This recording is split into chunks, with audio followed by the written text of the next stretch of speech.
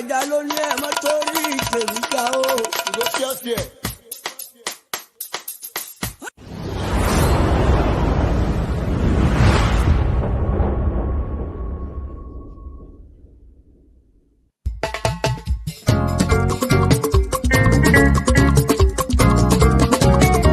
Ọmọ ojú àdìdé kò sí pẹ̀tọ́ rẹ̀, ìwọ ni ìmọ́lẹ̀ ògo adúláwọ̀. Bàbá borí ti dópin, èrè ńlá yóò jẹ́ tiwa.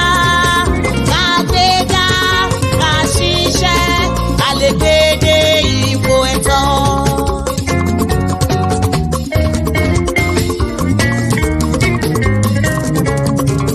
Bàbá múra láti ṣe, bàbá fi mọ́ sọ̀kan pọ̀. Àgbéga, àgbéga, ògo adúláwọ̀. Ètò kan gorí afẹ́fẹ́. Ẹja jókòó. Ètò kan gorí afẹ́fẹ́. Ẹja jókòó. Mọ́mí and Daddy o. Ẹja jókòó. Má sọ pé o gbọ́. Ẹja jókòó. Daddy and Mommy so gbọ́. Ẹja jókòó. Brothers and sisters o. Ẹja jókòó. Ẹ má sọ pé ẹ̀gọ́ yìí o. Ẹja jókòó. Lórí Facebook o, ẹ jẹ́ jọgbọ́. Dr. Michael Olasho TV. Ọ̀rọ̀ tó mọ́pọ̀ lọ wá. Ẹ̀jẹ̀ tí ẹja jókòó. Má sọ pé o gbọ́. Ẹ̀jẹ̀ tí ẹja jókòó. Ọ̀rọ̀ ńlá kan mo fẹ́ sọ fún ẹ. Dr. Michael Ola ló rán mi sí i o. Ọ̀rọ̀ yìí dá lórí ọ̀rọ̀ Yorùbá pọ́nbélé ni o. Ó dá nípa ìṣẹ̀ṣe wa. Ó tún dá lórí ìdàgbàsókè ọmọ Yorùbá. Ó dá lórí ìròyìn tó jẹ tí ní gbèsè. Ó tún dá lórí entertainment. News and sport yẹn wà níbẹ̀. Ẹ jẹ́ ká jọ, ẹ jẹ́ àjọgbọ́ lórí YouTube, ẹ jẹ́ ká jọgbọ́. Dr. Michael Olasho TV. Ibẹ̀ láti máa gbọ́. Wọ́n ní kí n máa ké tọ́tọ́. Yípa wọ ọmọ Yorùbá ẹ gbọ́. Ẹ jẹ́ ká múra ilé ní abọ̀ sínú oko. Ẹ mọ́ ṣe jẹ́ ká tara wa lọ́pọ̀ o. Kọ́mọ Hausa má ṣe kó wa lẹ́rú. Kọ́mọ Fúlàní má kó wa lẹ́rú lọ o. Ilé ilé ilé ilé ilé o. Ilé ilé ilé ilé lábọ̀ sínú oko. Dr. Michael Ola ló ní kí n máa ké tọ́tọ́. Ó ní gbogbo ọmọ Odùduwà. Ẹ̀yin ọmọ Yorùbá. Tó wáyé ká fọwọ́ sí júwèlé bàbá wa. Bàmí dókítà o, ẹ kú iṣẹ́ ọpọlọ ẹni tó lọ́rùn yọ̀ǹda ìmọ̀ àtòyè fún. Ẹni tó mọ̀ bá ṣe lè gbé tó kálẹ̀. Ẹ jájọ̀gbọ́n o, ẹ jẹ́ ká jọgbọ́n, ẹ mú kalẹ̀ sílẹ̀. Ẹ jókòó jẹ́jẹ́, ẹ jẹ́ ká jọ gbé tòyí o. Ẹ má sọ pé gbọ́ o. Ẹ má sọ pé àkè tọ̀tọ̀tọ̀. Kò sẹ́ni tó wà lókèrè tí ò ní wálé. Ilẹ̀ tó kún fún wàrà tó kún fún oyin. Alóhun àlùmọ́nì lóríṣiríṣi. Alóhun tó ṣe mú yangàn láwùjọ. Ẹ má jẹ́ ká ṣe bí ọmọ ẹrú mọ́. Ilé ilé koko. Ilé koko ilé koko ilé nìtajò. Ọmọ Odùduwà ilé tìyá o. Ọmọ Yorùbá ẹ jẹ́ gbàsà lárugẹ. Ẹ jẹ́ ká fọ̀tẹ̀ sílẹ̀, ẹ jẹ́ ká fèké sílẹ̀. Ìta bá fọ̀tẹ̀ sílẹ̀ kò í kípẹ́. Ẹ rántí wípé ìyá ń bẹ fọ́mọ tí ò gbọ́n. Ẹkún bẹ fọ́mọ tó ń sá kiri. Ẹ má ṣerú mọ́, mo ń ké dandan o. Bọ́lá mi wáìtì o, mo ń ké dandan o, ẹ ti gbọ́. Dr. Michael Ola ẹ kú iṣẹ́ ọ̀pọ̀. Ẹ kú alẹ́lẹ́. Ẹ káàbọ̀ sórí ètò. Ẹ kújọ́ mẹ́ta. Ṣé àlàáfíà mo bá gbogbo wa? Ṣọ̀dẹ̀ ń dùn? Ṣé gbogbo ẹ̀ ń dún? Ṣó ń jọra wọn? Ẹ káàbọ̀ sórí ètò tàlẹ́ yìí. Mo mọ̀ pé ọ̀pọ̀lọpọ̀ ó tún ti máa wò pé èwo la tún rí gbọ́. Ọ̀pọ̀lọpọ̀ ó sì máa wò pé ó sọwọ́ alẹ́, àìréwu lọ́sàn-án, àbí bẹ́ẹ̀ kọ́?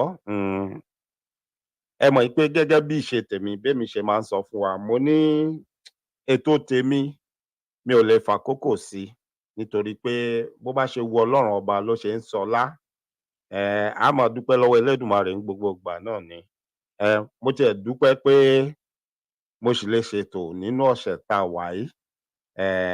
Ọpẹ́ mi ó lọ sọ́dọ̀ Elédùmarè ọba adániwáyé, ọba dẹ́dà ṣẹ̀dá, ọba tó jẹ́ pé òun ni mọ̀rímọ̀rí ẹ̀dá, alámọ̀ tó mọ̀rí mi. Nígbà tó ń dá mi, tó ń ṣẹ̀ṣẹ̀dá mi, kò sẹ́ni tó wà ńbẹ̀, kò bẹ́nikẹ́ni dá májẹ̀mú pẹ̀lú ọ̀rọ̀ mi. Kò fọ̀rọ̀ mi tó èèyàn kankan létí. Òun ló mọ májẹ̀mú tó bẹ́lẹ́dá mi, tó bá ìṣẹ̀dá mi dá. Gbogbo ẹni tí ó bá wá ń gbìyànjú, tó bá ń tiraka, tó lóun fẹ́ túṣẹ́ Elédùmarè wò. Mo tún sọ fún yín lẹ́ẹ̀kan sí, mo ní ẹni tó ń retí àti sùn pẹ́pẹ́yẹ, gbèsè àdí ni ó pa o. Gbogbo ẹnikẹ́ni tó bá ń retí àti sùn pẹ́pẹ́yẹ, gbèsè àdí ni ó pa á. Mo dúpẹ́ lọ́wọ́ Ọlọ́run ọba Elédùmarè. Èmi tún rèé o. Elédùmarè tún ní ká gbápá kó ṣeé gbé, ká gbẹ́sẹ̀ kó ṣeé gbé. Alánú ọ̀rọ̀ jáde, àṣẹ tẹ̀lé. Alájú wa ó là o. Ìmọ̀ràn ọ̀tá bíi pé ká sùn ká mọ́ jí mọ́. Ìmọ̀ràn ọ̀tá bíi pé gbogbo ata tán ń sọ kó bà wá, kán gbọ́ pé nǹkan ti ṣolódì wa, ṣùgbọ́n a dúpẹ́ lọ́wọ́ Elédùmarè. Àwa tún rèé o. Oníṣẹ́ yín ò jẹ́ o. Mo dúpẹ́ lọ́wọ́ Ọlọ́run ọba, mo dúpẹ́ lọ́wọ́ Elédùmarè. Ọba tó dá mi sí, ọba tó gbé mi ró. Mo á dúpẹ́ lọ́wọ́ gbogbo ẹ̀yin èèyàn kan, ẹ̀yin àgbààgbà, ẹ̀yin ìyá mi, ẹ̀yin bàbá mi. Elédùmarè tó fi yí mi ká. Ẹ̀yin tẹ́ ẹ̀ dákẹ́ àdúà lórí mi. Elédùmarè á máa túlẹ̀ àti ọ̀nà yín ṣe. Dáadáa tí yín náà ò ní bàjẹ́, aburú ò ní ṣẹlẹ̀ lọ́ọ̀dẹ̀ yín, aburú ò ní kàn yín. Gbogbo ẹni táburú ó kàn tí ó kàn yín kò ní kàn wọ́n láṣẹ Èdùmàrè. Mo dúpẹ́, mo mọ̀ ọ́ lóore o. Àdúrà yín níkọ̀kọ̀, ní bàbá àti ní gbangba, mò ń rọ́wọ́ yín, mò ń gbúròó ẹ̀. Ẹ ṣé gan ni. Mo dúpẹ́, mo mọ̀ ọ́ lóore. Aburú ò ní ṣẹlẹ̀ lọ́ọ̀dẹ̀ yín, ikú ò ní gbọmọ pa lọ́wọ́ yín. Gbogbo ohun tó ń dùn yín nínú kò ní pa yín lẹ́kún láṣẹ Èdùmàrè. Mo tún dúpẹ́ lọ́wọ́ Elédùmarè lẹ́ẹ̀kan sí. Ǹjẹ́ mo kí baálé ilé lọ́ọ̀dẹ̀ yìí, mo kí ìyálé ilé, mo kí ọmọdé, mo kí àgbà, mo kóyún inú, mo káṣẹ́ ìdí o. Mo kí gbogbo lọ́balọ́ba, mo kí lóyè lóyè, gbogbo ẹ̀yin baálẹ̀ baálẹ̀, gbogbo séríkí séríkí, gbogbo yín pátápátá ni mò ń kí. Elédùmarè á wà pẹ̀lú yín, á gbé yín ró. Ǹjẹ́ mo kí gbogbo wa, a kú àjọṣe ti òkú ìyá olóyè. A dúpẹ́ lọ́wọ́ Ọlọ́run ọba Elédùmarè tó gbàkóso. A gbọ́ láburú, a gbọ́ pé ẹnìkankan lọ aburú ṣe wọ́n, a gbọ́ pé ìgbà tán wà ńbẹ̀ aburú kankan ṣẹlẹ̀. Ọpẹ́ ni f'Elédùmarè. A dúpẹ́ atọ́pẹ́ dá o. A sì dúpẹ́ lọ́wọ́ gbogbo ẹ̀yin tí Elédùmarè fún láǹfààní láti lọ náà tí ẹ lọ. Elédùmarè á dilé àti ọ̀nà oníkálukú wa mú. Gbogbo wa báyìí pátápátá la gbẹ̀yìn arúgbó wa. Àwọn arúgbó wa ò ní fojú sunkún wa. Lágbára Ọlọ́run láṣẹ Èdùmàrè. Gbogbo àwọn tá a ní lárúgbó, gbogbo wọn ni ó dàgbà tí wọ́n tún dògbó o. Gbogbo bó bá ṣe wù kán dàgbà tó, wọn ò ní dàgbà ìyà, wọn ò ní dàgbà òṣì. Wọn ò ní wòkè báyìí kán wá sunkún lórí wa láṣẹ Èdùmàrè. Gbogbo ohun tó ń pa wá láyọ̀ níwájú wọn, gbogbo ohun tó ń pa wọ́n láyọ̀ lórí wa kò ní pa wọ́n lẹ́kún láṣẹ Èdùmàrè. Mi ì bá sọ pé gbogbo àwa tá a lọ pé a ní firú ẹ̀ gbà. Ṣùgbọ́n tí n bá sọ bẹ́ẹ̀, ó lè ní oríṣiríṣi ìtumọ̀. Ohun tí màá sọ ni pé gbogbo àwa tá a lọ, gbogbo wa la gbẹ̀yìn arúgbó wa pátápátá. Gbogbo iye ọdún táwa náà wá wù tá a b'Elédùmarè dá tá lò ńlé ayé. Nígbà tó bá yá, á rọ́mọ rere sẹ̀yìn wa. àárọ̀ ọmọ rere gbẹ̀yìn wa lágbára Ọlọ́run láṣẹ Èdùmàrè. Adúpẹ́ o. Oríṣiríṣi ló ń lọ, oríṣiríṣi ló ń ṣẹlẹ̀ ní yàjóyàjó, ṣùgbọ́n ẹ má bínú ibi tí màá gbà wọlé láṣálẹ̀ torí ó ṣe pàtàkì kí mẹ́nu kan ọ̀rọ̀ yìí kí gbogbo wa ká dẹ̀ lọ ṣe àkíyèsí tá a fura. Ṣé rí ọ̀rọ̀ ti tèmi b'Elédùmarè bá ṣe gbé sí mi lọ́kàn ni mo ṣe máa ń gbé kalẹ̀. Ṣùgbọ́n ọba tó dá mi tó bá mi dá májẹ̀mú tó ní tí n bá ti dà òun ò ní dà mí, kò dà mí rí o. Ara àìdà mí òun ni mo tún ti rí àpẹẹrẹ ẹ̀ lọ́wọ́lọ́wọ́ nínú eléyìí tí mo kọ àkọlé ẹ̀ tí a fẹ́ sọ̀rọ̀ lórí ẹ̀ yìí. Tẹ́ ẹ bá rántí dáadáa lọ́dún tó kọjá nígbà tí àwọn ọ̀bàyéjẹ́ èèyàn, àwọn olórí burúkú kan tí wọ́n ní àwọn fẹ́ gbé kinní kan wọ̀lú, adẹrù òṣùká àbí whatever they call it, tán láwọn fẹ́ gbé wọ̀lú. Mo jáde, mo ní ohun tí mo rí, ohun tí mo níran pé tá a bá pariwo àwọn èèyàn wọ̀nyí, wọ́n fẹ́ kógun wọlẹ̀ Yorùbá. Wípé owó òṣì tán ní káwọn èèyàn máa wá dá fáwọn, wípé ọ̀nà méjì ló pín sí. Ó ṣeé ṣe wọ́n ti ń bá àwọn kan sọ̀rọ̀ tí wọ́n fẹ́ jọ kógun ja ilẹ̀ Yorùbá, pé káwọn dá wàhálà lẹ̀ ńlẹ̀ Yorùbá, táwọn bá dá wàhálà lẹ̀ tán kíjọba wá kó àwọn ológun wá síbẹ̀ kán máa ṣe bọ́n ṣe ń ṣe nílẹ̀ Ìgbò lọ́hùn-ún, kán máa wá mú tọmọdé tàgbà, ọmọ ọlọ́mọ tó ń lọ léèwé kán déédéé máa mú wọn kán lọ máa jù wọ́n sínú bárékè, kọ́lọ́pàá máa bá wọn sùn, kán máa fi wọ́n sọmọ ọ̀dọ̀, kán máa rán wọn níṣẹ́ lọ róúnjẹ wá, kán máa gbé wọn lọ ilé ẹjọ́ nítorí pé wọn ò lẹ́ṣẹ̀ lọ́rùn. Wọ́n bá sì bi wọ́n pé kí lẹ̀ṣẹ̀ tẹ́lẹ̀ ṣẹ̀, irọ́ tí wọ́n pa ni pé wọ́n lè lóun ní ara àwọn tó ń tọpinpin fún àwọn èèyàn táwọn ń wá, ibi tó ti ń tọpinpin làwọn ti gbá mú. Arírú ẹ̀, ọ̀pọ̀lọpọ̀ rú ẹ̀ ó ṣẹlẹ̀ ní ilẹ̀ Ìgbò nígbà tí wọ́n bẹ̀rẹ̀ wàhálà pẹ̀lú wọn, bọ́n ṣe ń ṣe ni.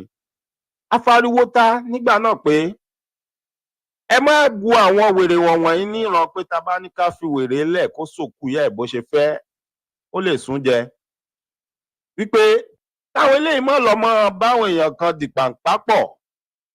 A sọ̀rọ̀ lórí àwọn tí wọ́n ń pè ní mercenaries ní Áfíríkà nígbà yẹn pé wọ́n pọ̀, wọ́n wà káàkiri pé bó bá sì lẹ́ni tó kàn sí wọn tó ní òun fẹ́ kógun jà lóhùn, owó rèé, ọjà rèé ni tiwọn, sọye tó san, sohun tó fẹ́ kán ṣe, wọ́n sì tún ṣe kí ni, wọ́n ṣe negotiation pé ó dáa, ohun tó lóò fẹ́ yìí tá a bá bọ́ ṣe tán, yàtọ̀ sówó tá a fẹ́ gbà, ohun tá a tún fẹ́ rèé. Kí làwọn nǹkan ọrọ̀ ajé tó wà nílùú yín? Ṣó lè mọ fún wa ní nǹkan báyìí nínú ẹ̀ ká tó lọ ṣiṣẹ́ tó rán wa? Bọ́lọ́pọ̀lọpọ̀ ìgbà ẹ̀tànjẹ ló wà nínú ẹ̀ nítorí pé nígbà tí wọ́n bá débẹ̀ tán bá ṣiṣẹ́ aburú wọn tán fẹ́ ṣe tán, tí wọ́n bá jàjàrí ṣe, wọ́n ní lọ mọ́, wọ́n á dọ́gbọ́n sápamọ́, àwọn ni ó mọ darí irú ìlú bẹ́ẹ̀. Àwọn mercenaries yìí wọ́n wà káàkiri. Fún ẹ̀yin bàbá mi, ẹ̀yin ìyá mi tẹ́ lóye, ẹ̀yin tí Elédùmarè jẹ́ kí ẹ lajú sí pé ká máa ka ìròyìn, ká máa gbọ́ ìròyìn, ẹ ti máa gbọ́ àwọn ìṣẹ̀lẹ̀ kan ní ilẹ̀ Amẹ́ríkà tí wọ́n ń pè ní Blackwater.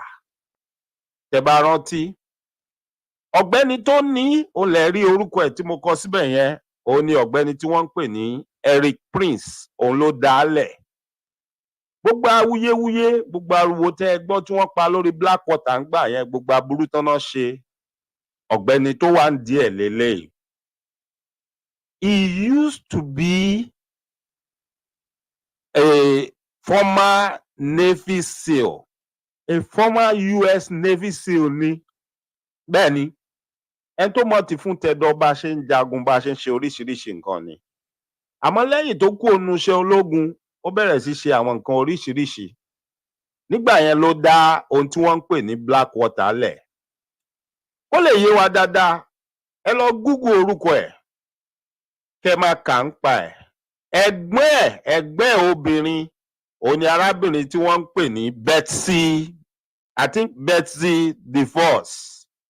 Ẹgbẹ́ ẹ̀ ní Betsy DeVos, ẹni tí Trump fi ṣe Secretary of Education nígbà yẹn, tí gbogbo èèyàn complain pé bó lẹ́ ṣe lọ mẹ́ni tí ò mọ nǹkan kan nípa ètò ẹ̀kọ́ tẹ́ gbé sídìí ètò ẹ̀kọ́.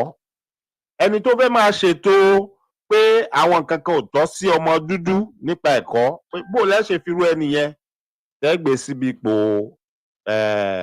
alákòóso ohun tó ní ṣe pẹ̀lú ẹ̀kọ́.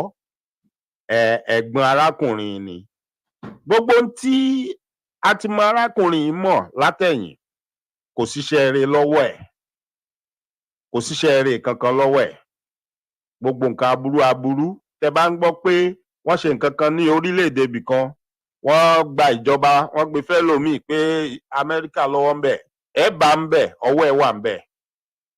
Nígbà tí Trump ń ṣe àkóso, ó jọ́ kan gbòógì nínú àwọn tó ń advice Trump kẹ́ fi mọ ohun tí ọ̀rọ̀ ibi tó nípọn sí, ibi tó lágbára sí. Nítorí fún ẹ̀yin tí etí yín ò bá di, tẹ́ bá ń gbọ́ ohun tó ń lọ káàkiri àgbáyé, tẹ́ bá ń gbọ́ ròyìn, pàápàá jùlọ nípa ilẹ̀ Amẹ́ríkà, ṣé mọ̀ pé Trump ó ń dira lọ́wọ́, ó sì ń gbé ìgbésẹ̀ pé òun sì fẹ́ jẹ ààrẹ. Fún ẹ̀yin tí ẹ bá ti gbọ́, lára ọ̀rọ̀ tẹ́ ẹ gbọ́ ni pé Trump ti sọ pé tóun bá padà di ààrẹ Amẹ́ríkà, ọ̀pọ̀lọpọ̀ tó ń gbé Amẹ́ríkà tí ò ń ṣe ọmọ Amẹ́ríkà lòun ò lè padà síbi tí wọ́n ti wá.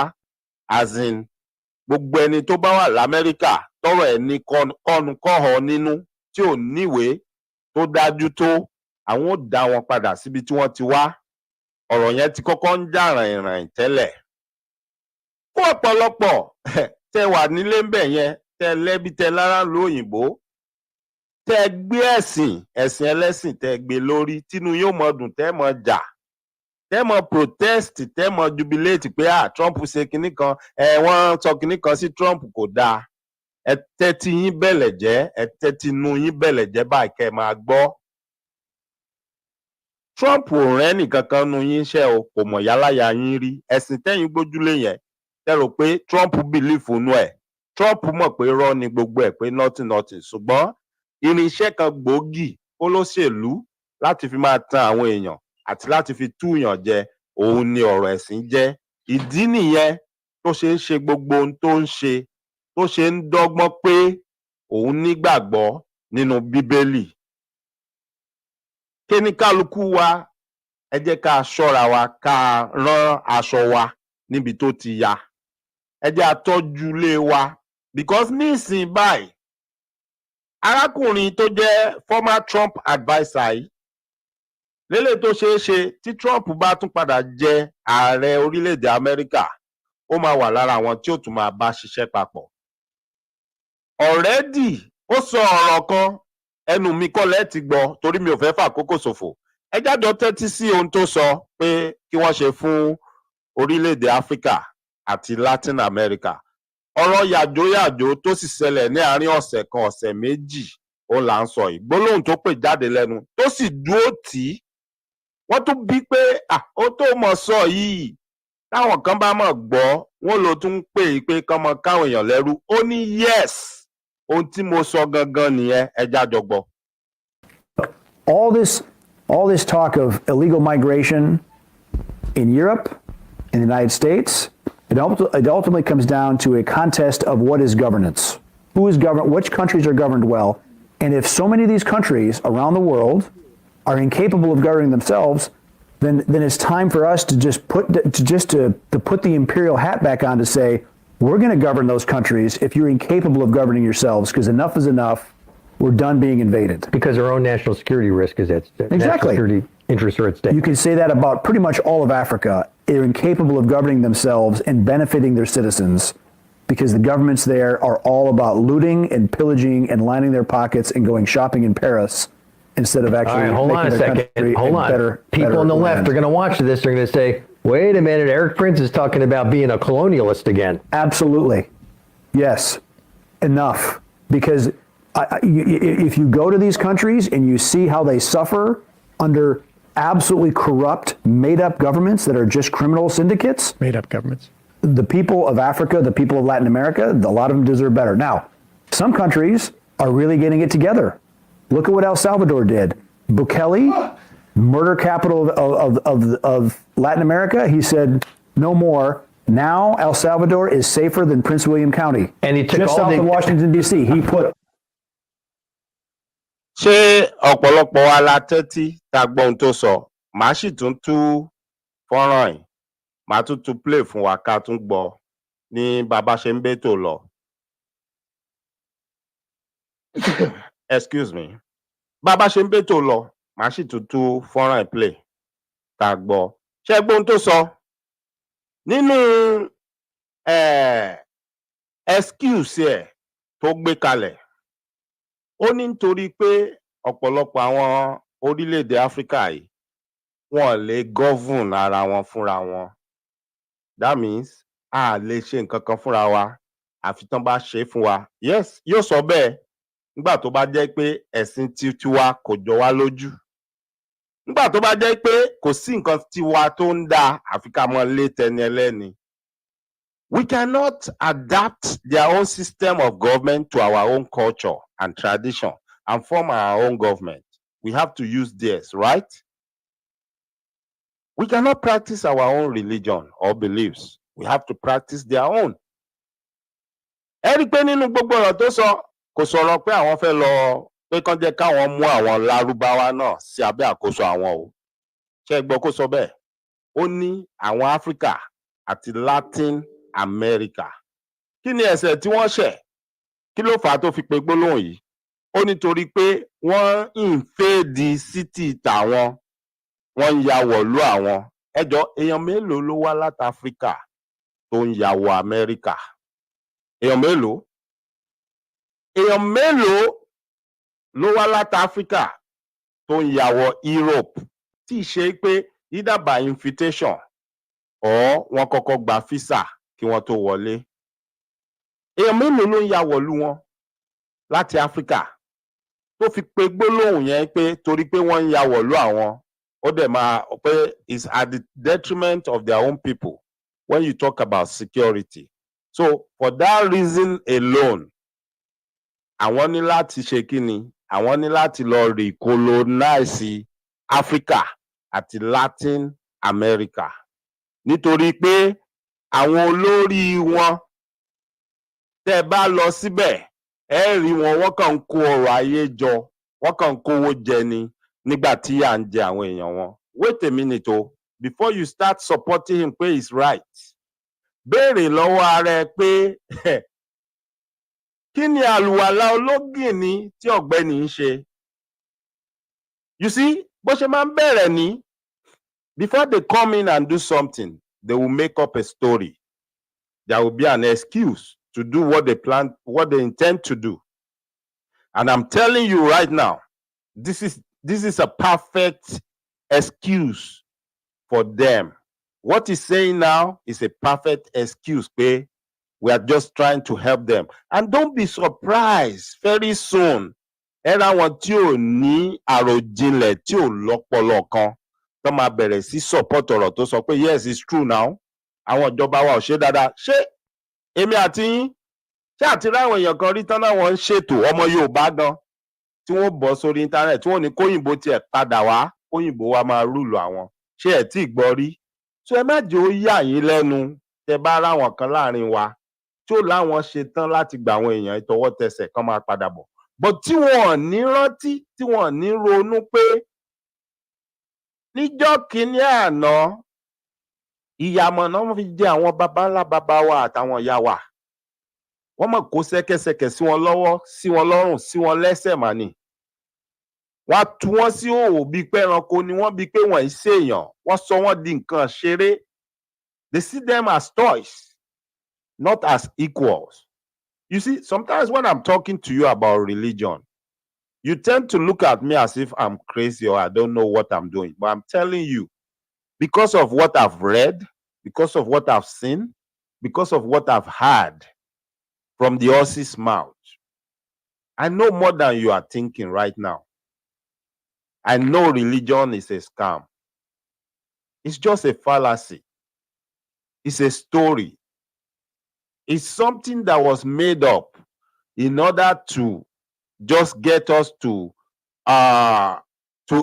relinquish ourselves, to submit in totality to them so that they can easily take over our resources, which our ancestors did, and we are still suffering for it today. Now, ẹ wo àwọn nǹkan àlùmọ́nì àbí àwọn nǹkan bíi ẹ̀ṣọ́ ilẹ̀ wa tí wọ́n jí kó lọ, tí wọ́n kó lọ sọ́dọ̀ wọn. Tí àwọn èèyàn wa kan ń béèrè lọ́wọ́ wọn pé ẹ bá wa kó àwọn kìíní ìpadà wa la ní, ẹ jí kó ni. Ẹ rí i pé the same thing tí wọ́n ń ṣe, gbólóhùn tó ń jáde lẹ́nu wọn, òun náà ló jáde lẹ́nu ọ̀gbẹ́ni wípé a lè kó fún yín. A sọ pé ẹ̀yin kọ́ lẹ ní, ẹ̀yin lẹ ní, ṣùgbọ́n a lè kó fún yín.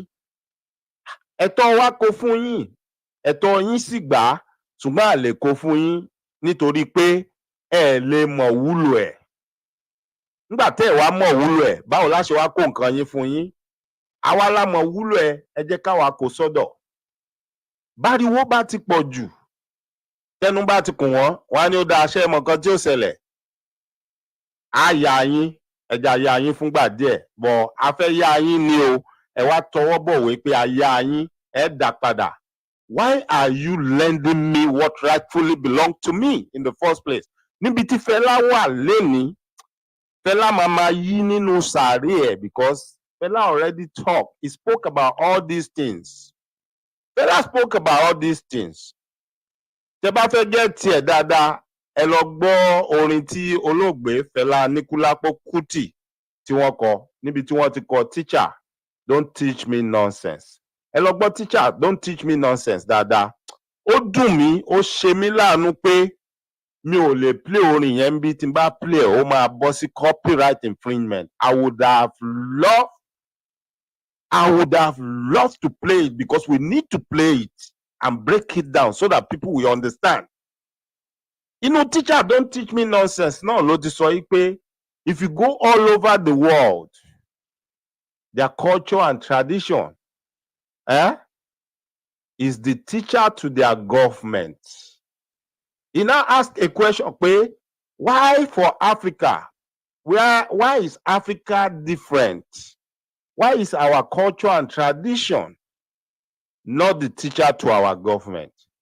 Why are we using another man's culture and tradition and we think it's going to work? That is not going to work. The late Professor Sophie Abosede Oluwole also said the same thing. She said, as long as we continue to pursue and to promote other people's religion and culture, we will always remain slaves. Either we accept it or not, indirectly. Unknowingly, we will continue to serve other people until the day we wake up and realize, this is not us. This doesn't belong to us. This is who we are. This is ours. Let's promote ours. I'm going to tell you something. It's not a secret. It's not a secret anymore. Part of the reason why this man is coming up with this option and saying this right now, look at it. Burkina Faso, ẹjọ́ ẹ bá mi kọ orúkọ àwọn African country tó ti gbara wọn lẹ̀ pé àwọn ò fẹ́ France, àwọn ò fẹ́ òyìnbó, àwọn ò fẹ́ nǹkan kan ṣe pẹ̀lú wọn. We have Burkina Faso. What's the name of the ẹjọ́ ẹ bá mi kọ orúkọ wọn? Àwọn orúkọ yẹn ń sápá mi lórí. They saw them, those ones already said, we don't want nothing to do with you again. Leave us alone. And if you look at what is going on, yes, Chad, ẹ ṣé bàbá mi Waris Jinadu, ẹ bá mi kọ àwọn tó kù náà tẹ́ bá rántí. Ẹ ṣé Mali, Burkina Faso, Niger, Chad, all the people in the house, I'm greeting you, mi ò fojú di yín o, torí pé ilẹ̀ ti ṣú, mi fẹ́ gbà wá lákòókò. And this is very important that we bring it to people's notice.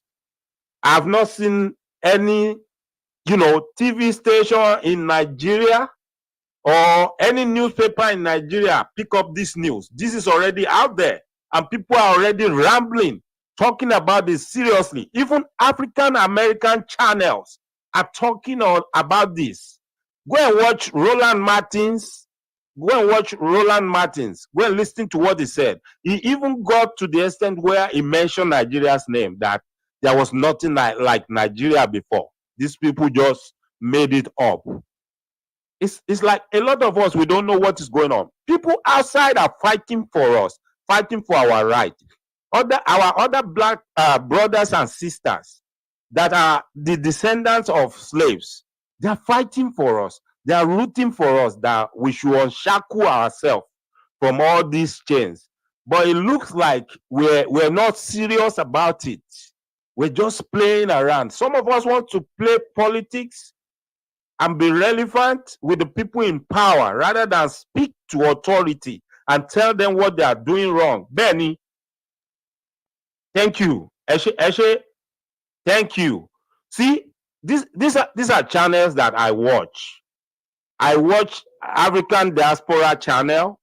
I watch Roland Martins.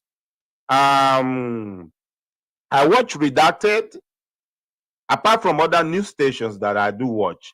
And these ones that I'm talking about, they're all on YouTube also. All of them already discussed this issue. This issue is a burning issue right now, that even people that don't live in Africa, that don't even have any problem that if this thing happen, is going to affect them. They're already discussing it. But I look around, I don't see any of our people that have speak up this topic. I've not seen anybody talking about this. And this is a very serious issue. This is a very serious issue because now they are noticing that some of these African countries are waking up and we are trying to do away with them. We're letting them know we don't need them. We want to be on our own.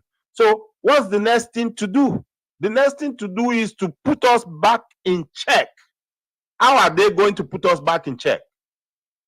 By coming back and now saying, oh, now we see all your leaders have been maltreating you. There's poverty in the land. People are complaining. People are dying of hunger. And you have all the resources. They will push all these good things to us.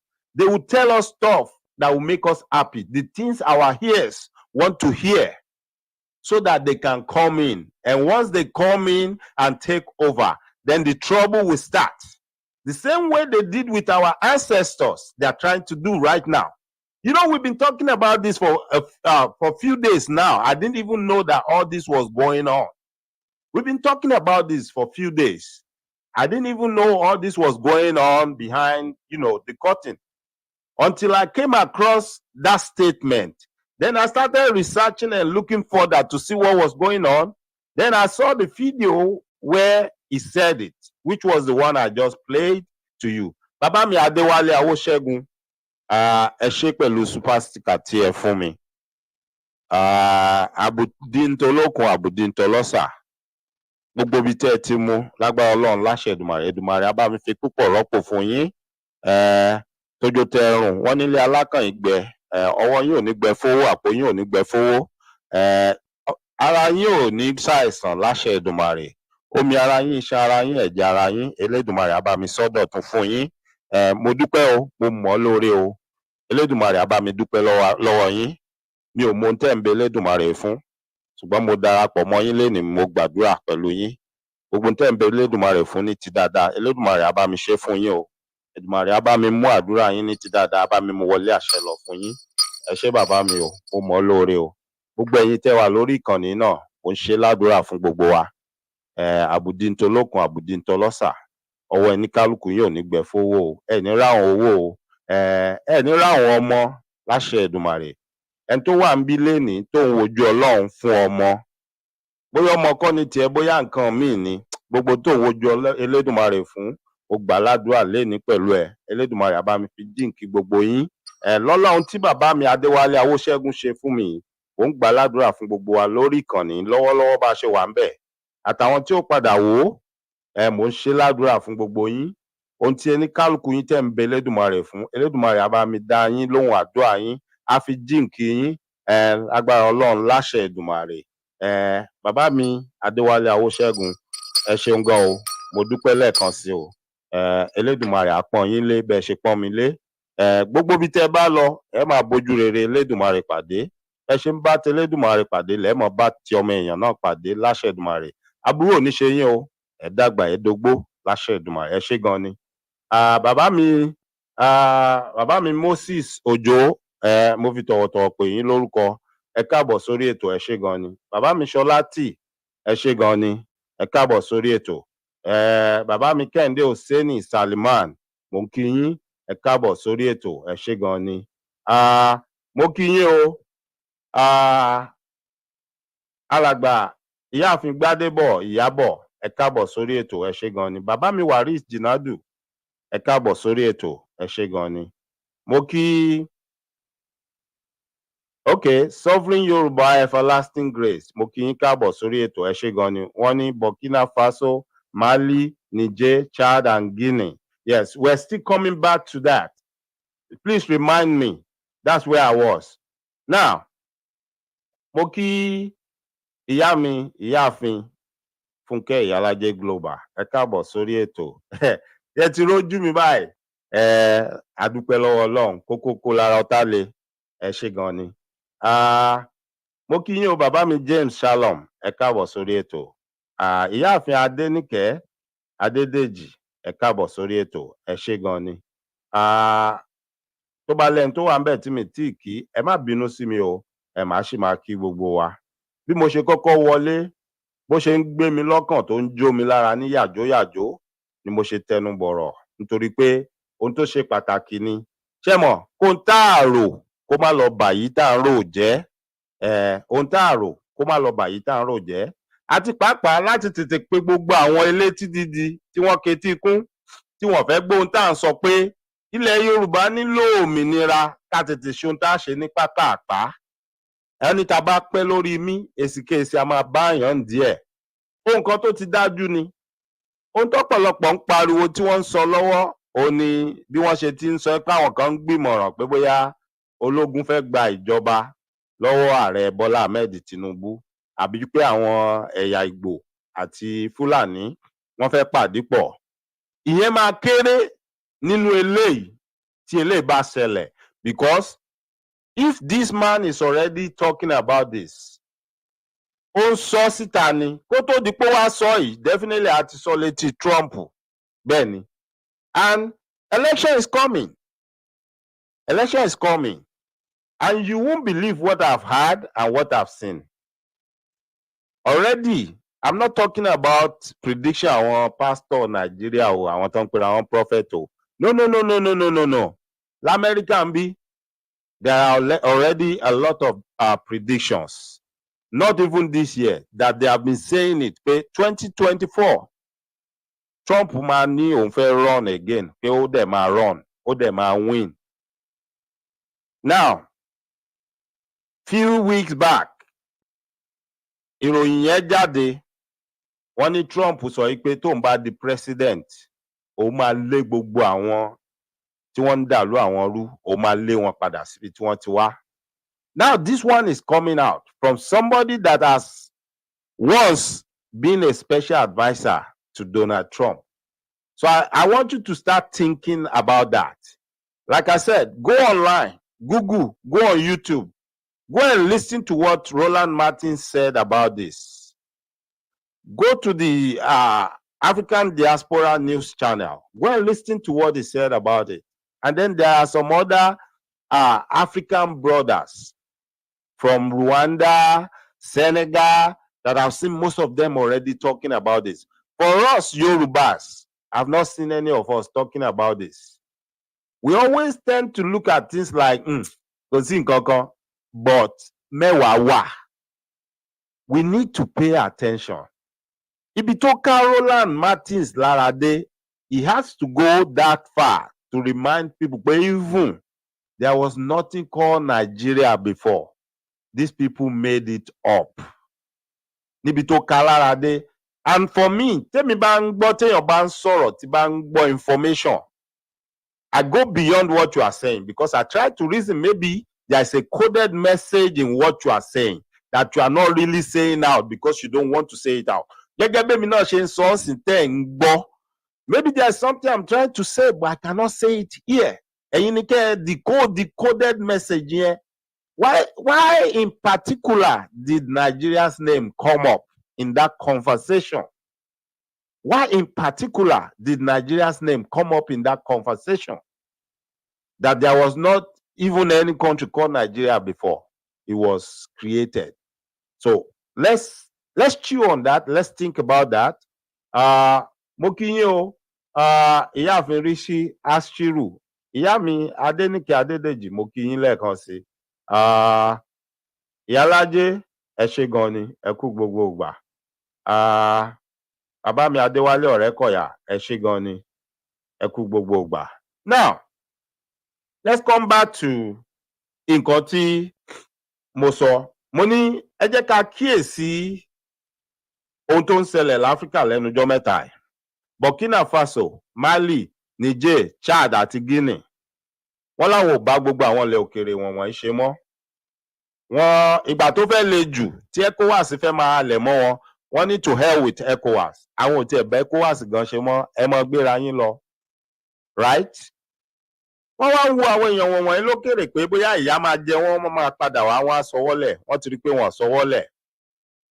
Could it be they are now seeing pé gbogbo irọ́ tí wọ́n tò jọ tí wọ́n ti tò jọ láti ọdún yìí, gbogbo ohun tí wọ́n ti ń ṣe, wọ́n ti rí pé their castle is about to start crumbling, right? So are they now planning to come back and deceive us by telling us pé they are trying to help us, to save us from these hoodlums, these vagabonds? Fela calls them vagabonds in power. These people that calls themselves VIP, starting from the president to the least of them, I don't care. Anybody can curse me out, call me out. Wọ́n ní ìyẹn ó jàlú ni. Àfáà tó sọ pé ìyẹn ó jàlú, ọmọ tiẹ̀ náà ò ní jòkúta. You can call me out now, but you will come back to apologize for that. This thing last year, when some people were trying to be cunning, to see what they can do to make themselves relevant, and they were trying to invite trouble into Yoruba land. Ẹ ti mọ àwọn tí mò ń sọ, àwọn onítíátà tí wọ́n pera wọn tán náà, àwọn náà fẹ́ gba òmìnira, tí wọ́n ń dá déètì sómìnira. Ẹ rí i pé wọ́n ń ṣe kankan gbà yẹn, wọ́n ń dá déètì, wọ́n ní nǹkan kan fẹ́ ṣẹlẹ̀. Mo lẹ́yìn yẹn jẹ́ àfúrá o. Pẹ̀lú owó tán tiẹ̀ nìkan máa wá dá ẹ̀. Ṣé kìí ṣe pé àwọn ẹni wọ́n fẹ́ lọ pe àwọn ajagunta tí wọ́n ti pínra wọn ká Áfíríkà tá ń pè ní mercenaries? Ọ̀gbẹ́ni tó ń sọ̀rọ̀ yìí, irúṣẹ́ bẹ́ẹ̀ ló ń ṣe o. He's a mercenary. He actually has a company called Blackwater. Go and read everything about Blackwater. What they were doing, what they did for America, how America was using them, and the type of trouble they got into, how they had to be questioned about a lot of things. And he's not a novice when it comes to pay Kaloda, because he's a trained military man. He used to be a military SEAL, U.S. military SEAL. I mean, U.S. Navy SEAL. That's what he used to be. He's a trained U.S. Navy SEAL. Tebangbo Tiwani. Okay, let me give you an example. Ìgbà tí wọ́n ń sọ fún yín wípé wọ́n ti pa kí lorúkọ máa yìí. No, kí lorúkọ máa yìí tí Amẹ́ríkà láwọn wá ń gbà kan tí wọ́n wá. Kí tún lorúkọ ẹ̀ tí wọ́n ti padà pa nígbà Obama. Ẹjọ́ ẹni tó bá rántí ẹ bá mi kọ. Kí lorúkọ máa yìí o? Bin Laden. Ẹ ṣé bàbá mi. Bàbá mi ẹ wò ẹ̀yin ni dictionary mi lálẹ́, ẹ ṣé gan ni. Ìgbà tí wọ́n máa pa Bin Laden, àwọn US Navy SEAL, they are the ones that carried out the operation. That is how good they are. That's how well trained they are. When they go out for a mission, they are not ready to fail, and they are not going to fail. Ṣẹ́ríjọ́ kìíní àná tán náà kó àwọn ọmọ Amẹ́ríkà kan. Tọ́lá Amẹ́ríkà gbàṣẹ lọ́wọ́ Nàìjíríà pé wọ́n wọlé wá. Wọ́n dẹ̀ lọ kó àwọn èèyàn wọn bí tí àwọn wèrè amukun mẹ́kọ̀ọ́ tí ìjọba Nàìjíríà ń dọwọ́ bò mọ́lẹ̀. Tán sọ pé àwọn ò rí wọn mú. Wọ́n wọlé wá, wọ́n lọ bẹ̀, wọ́n kó àwọn èèyàn wọn jáde. They are the same set of guys. The US Navy SEAL, you don't mess with them, you don't play with them. Yes, àwọn náà máa ń lọ fún special mission yẹn. Ohun tí arákùnrin ń ṣe títí tó fi retire nìyẹn. ó wá kúrò ń bẹ̀ tán ó wá dá iléeṣẹ́ tó pè ní Blackwater yẹn lẹ̀ as a mercenary láti máa ṣiṣẹ́ private military fún ẹni tí ó bá fẹ́ gbéṣẹ́ fún, which was what they did then. He's still doing it, oh. And you see a lot of these mercenaries, they are all over Africa. But what most people don't know, you see, they have seen China, Japan, and some other Asian countries, all of them struggling and rushing to Africa, technically and intellectually, trying to recolonize us. Yes, that's already happening. It's just that people are not paying attention. It's just that people are not paying attention. China is already trying to recolonize us. You see all these loans they are taking. I saw it a few days ago. Somebody was talking about it, that could you believe China already have their own police station in Nigeria? Yes, Eshebamami, Waris Jinadu, all of them, they are already scrambling for Africa. Again, who is going to recolonize Africa? Now, as Omo Yoruba, where are you? You are in Africa. Awanya diye funfun ti amara wa lagba. I want to tell you, if they are coming for Africa, the first place they know they have to overcome is Nigeria. And when I say Nigeria, I'm saying indirectly, it's Yoruba land. Because mo ti sọ fún yín láìmọye ìgbà, a ti fi hàn mí ni mo ti rí dáadáa. Gbogbo ògo tí Nàìjíríà ń gbé káàkiri àgbáyé, ọmọ Yorùbá ló ní. Calling Nigeria the giant of Africa came from Yoruba land, because Nigeria was nothing. Nigeria has never been anything. All the glory Nigeria is enjoying today, all the accolades the whole world is showering on Nigeria, came from the old Western region. I'm telling you the truth. I'm just finding out now, people are just telling me a lot of things that the old Western region was doing. The Western region, bó ṣe ń yá àwọn míì gan tá a rí bí world power lénìí, bí Western region ṣe ń yá wọn lówó láyé jọ̀hún. I'm just discovering those right now. Now, wọ́n rí i pé gbogbo àwọn countries tá a dárúkọ lẹ́ẹ̀kan, wọ́n ti ń gbára wọn lẹ̀. Wọ́n dẹ̀ ti rí i pé pẹ̀lú afẹ́fẹ́ tó ń fẹ́ lẹ́nujọ́ mẹ́ta yìí ní Nàìjíríà, bí nǹkan ṣe ń lọ àti bí nǹkan ṣe ń rí, anything can happen. Indirectly, wọ́n ti ń gbé news yẹn jáde ńsìn so that everybody will be listening and people will hear it. Remember how they brainwash, ẹ rántí bí wọ́n ṣe brainwash gbogbo wa, bí wọ́n ṣe tàn wá nípa Muammar Gaddafi of Libya. Wọ́n sọ pé dictator ni. Wọ́n ní kò treat àwọn èèyàn ẹ̀ dáadáa so that they can invade Libya. At the end of the day, when you invade the Libya,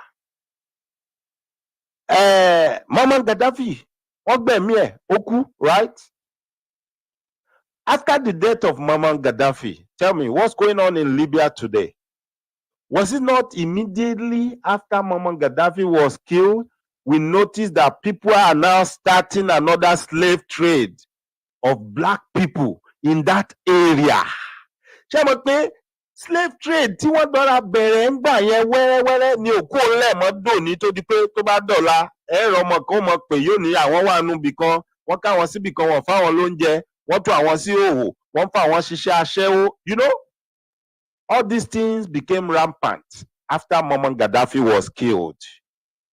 If you're asking yourself, pé kí lọmọ Nàìjíríà lọ ṣe ní Libya, it was because when Gaddafi was alive, yes, people were able to do some things in Libya and make money.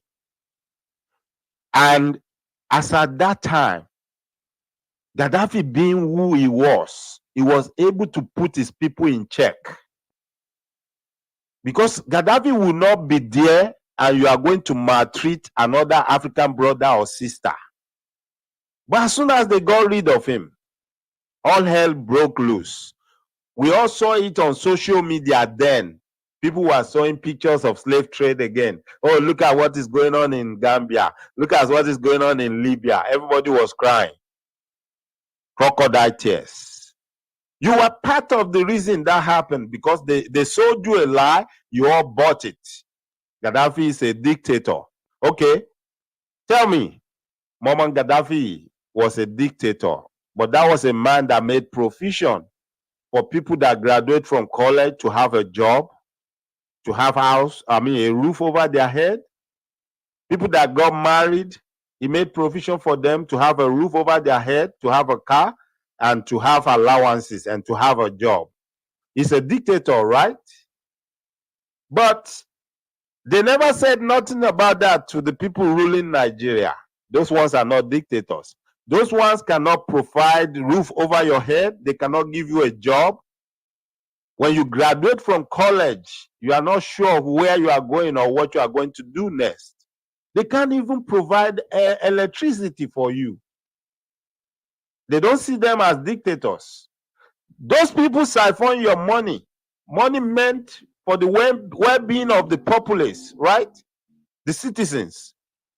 They steal the money, they siphon it and hide it in their foreign accounts, most especially in their American account, Bank of America, Wells Fargo, name them. And you know, all these things that are going on, don't think they don't see it. They could see that, but they pretend not to see it and they don't say nothing. Because whatever those people are doing, those are their goons, the people they left behind to continue perpetrating the evils and to continue to siphon your wealth, the wealth that was meant for you and I, the wealth that was supposed to be used to build schools, hospitals, and to, you know, to provide jobs for people, and then to maintain the economy, to provide pipe-borne water, electricity, stable electricity, to make sure that we are advancing in technology, whichever way we want to do it, right? But they need those people to be doing those things so that we cannot advance, and that they can continue to call us third world country. And they can continue to say, we don't know how to manage resources. We need somebody to manage it for us. Don't you think it was intentional? Don't you think it was intentional they were doing all that? Before I go further, let's listen to what he said again, because I want us to really understand. And I want us to know, you know, the gravity of what he's saying, how important and how serious we should take it.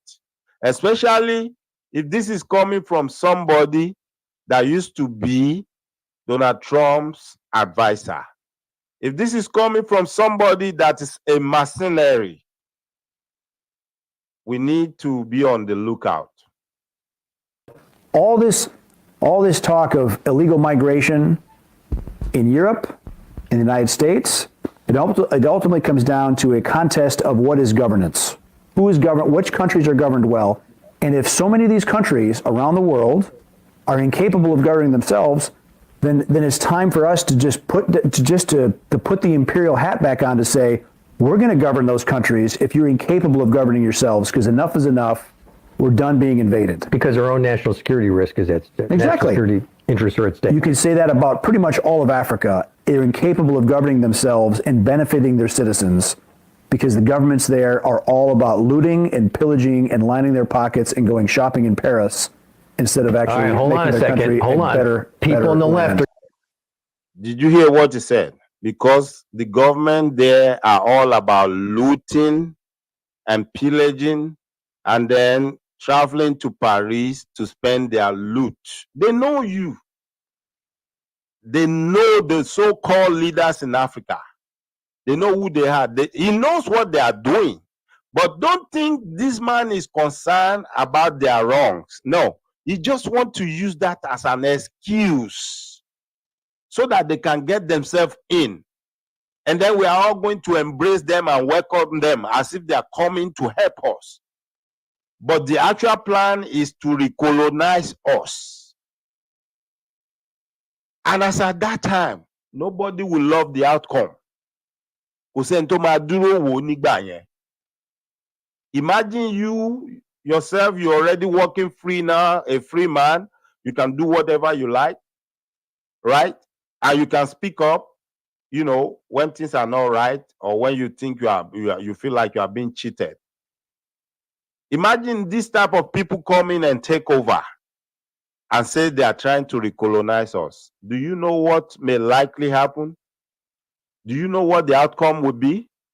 Already there is an issue on ground where we have videos where people like what's his name?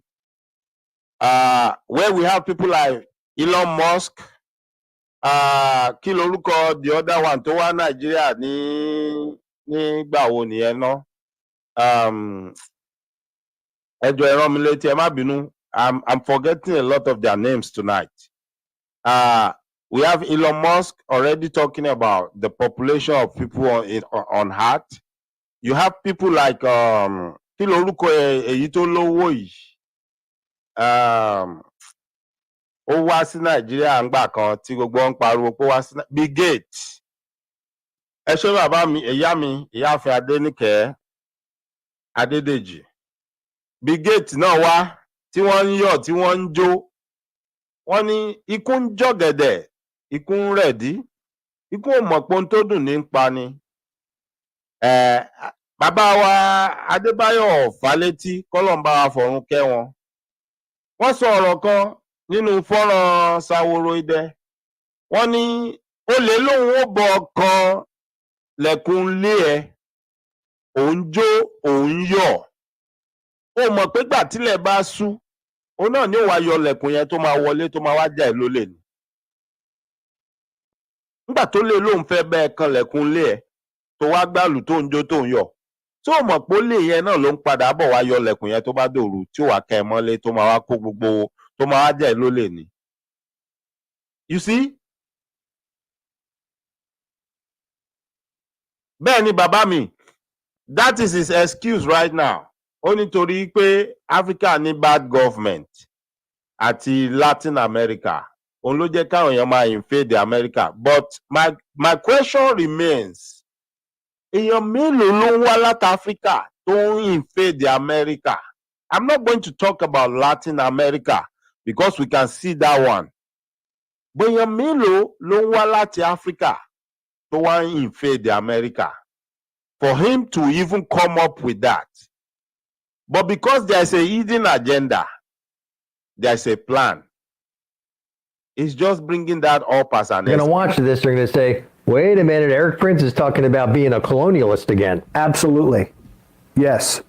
Enough. Because if you go to these countries and you see how they suffer under absolutely corrupt, made-up governments that are just criminal syndicates. Made-up governments. The people of Africa, the people of Latin America, a lot of them deserve better. Now, some countries are really getting it together. Look at what El Salvador did. Bukele, murder capital of Latin America, he said, no more. Now El Salvador is safer than Prince William County. And he took just all south of Washington, D.C. He put...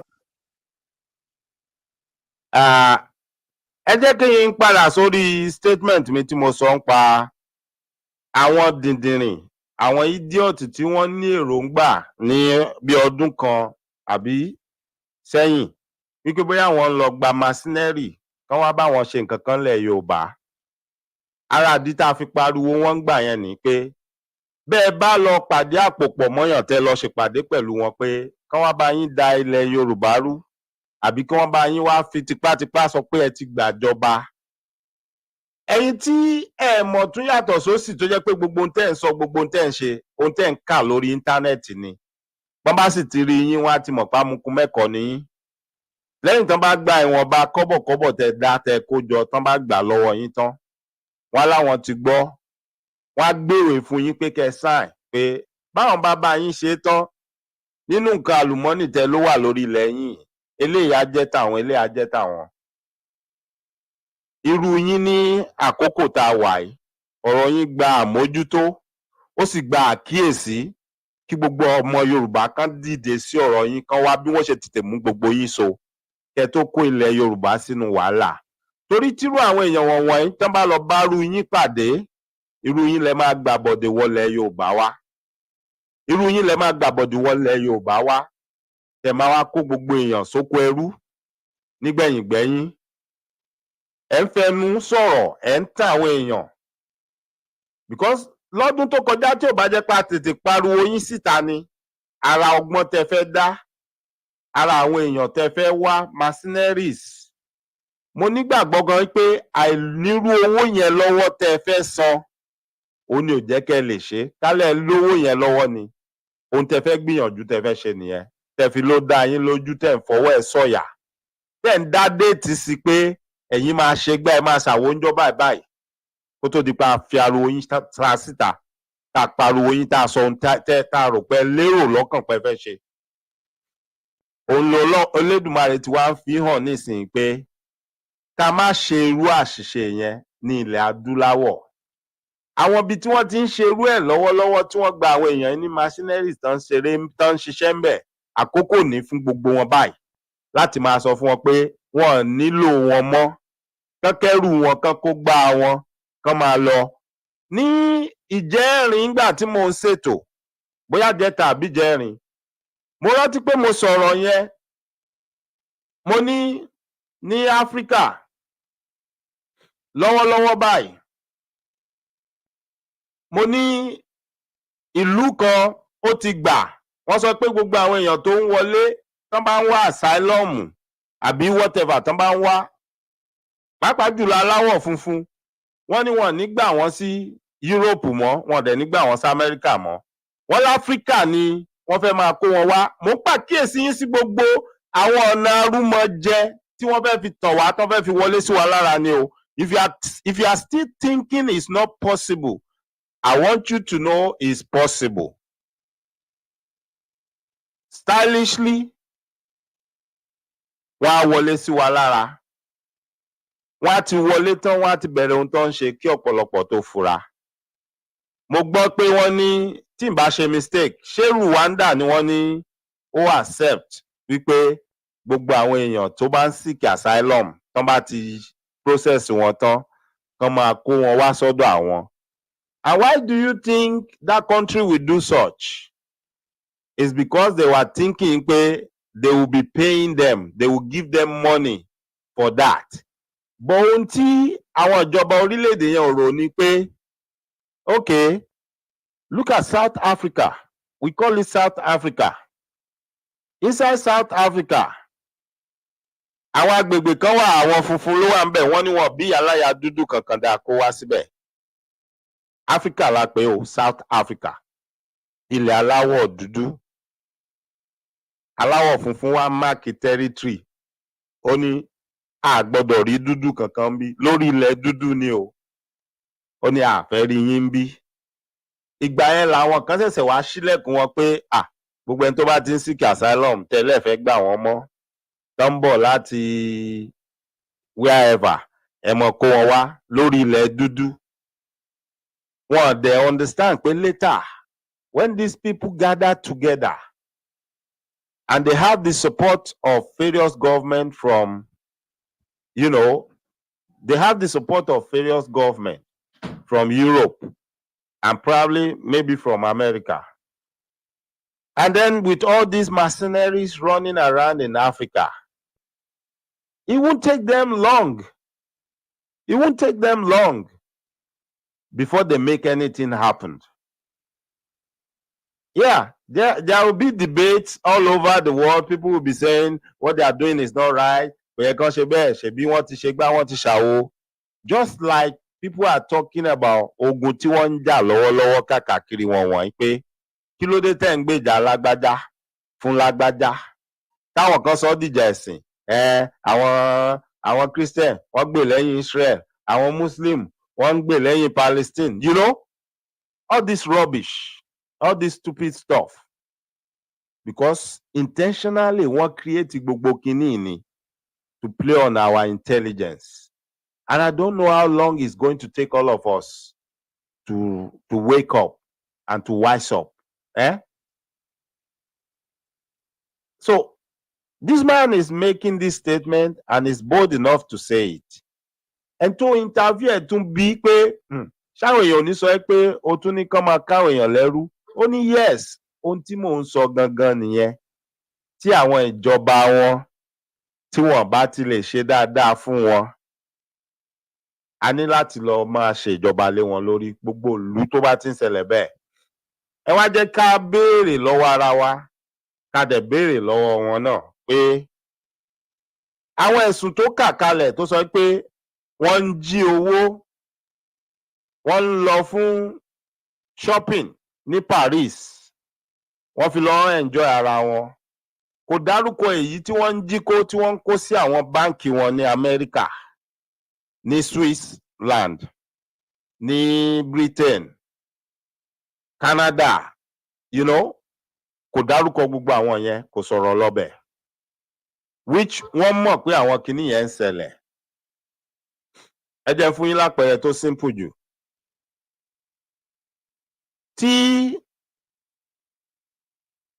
Tí bí mo ṣe wà yìí, tí n bá lọ sí online lénìí, tí n bá send owó, tí owó yẹn bá wọ $1,000, ìjọba Amẹ́ríkà mọ̀ pé mo send $1,000. Bẹ́ẹ̀ni, tó bá yẹ pé mo lọ síbì kan lára àwọn ibi tán ti ń send owó lọ ṣe ni, kí wọ́n tó send owó yẹn máa fill àwọn fọ́ọ̀mù kan, wọ́n máa béèrè àwọn béèrè lọ́wọ́ mi. Bẹ́ẹ̀ni, tówó yẹn bá tún wá ju $1,000 lọ, wọ́n lè má sọ fún mi.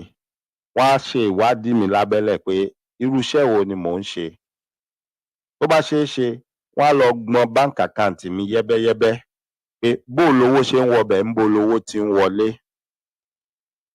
Because owó inú ìlú wọn nìyẹn, owó inú economy wọn ni tí mo kó jáde yẹn, tí mo kó lọ sílùú ti tèmi. And they want to know where the money came from.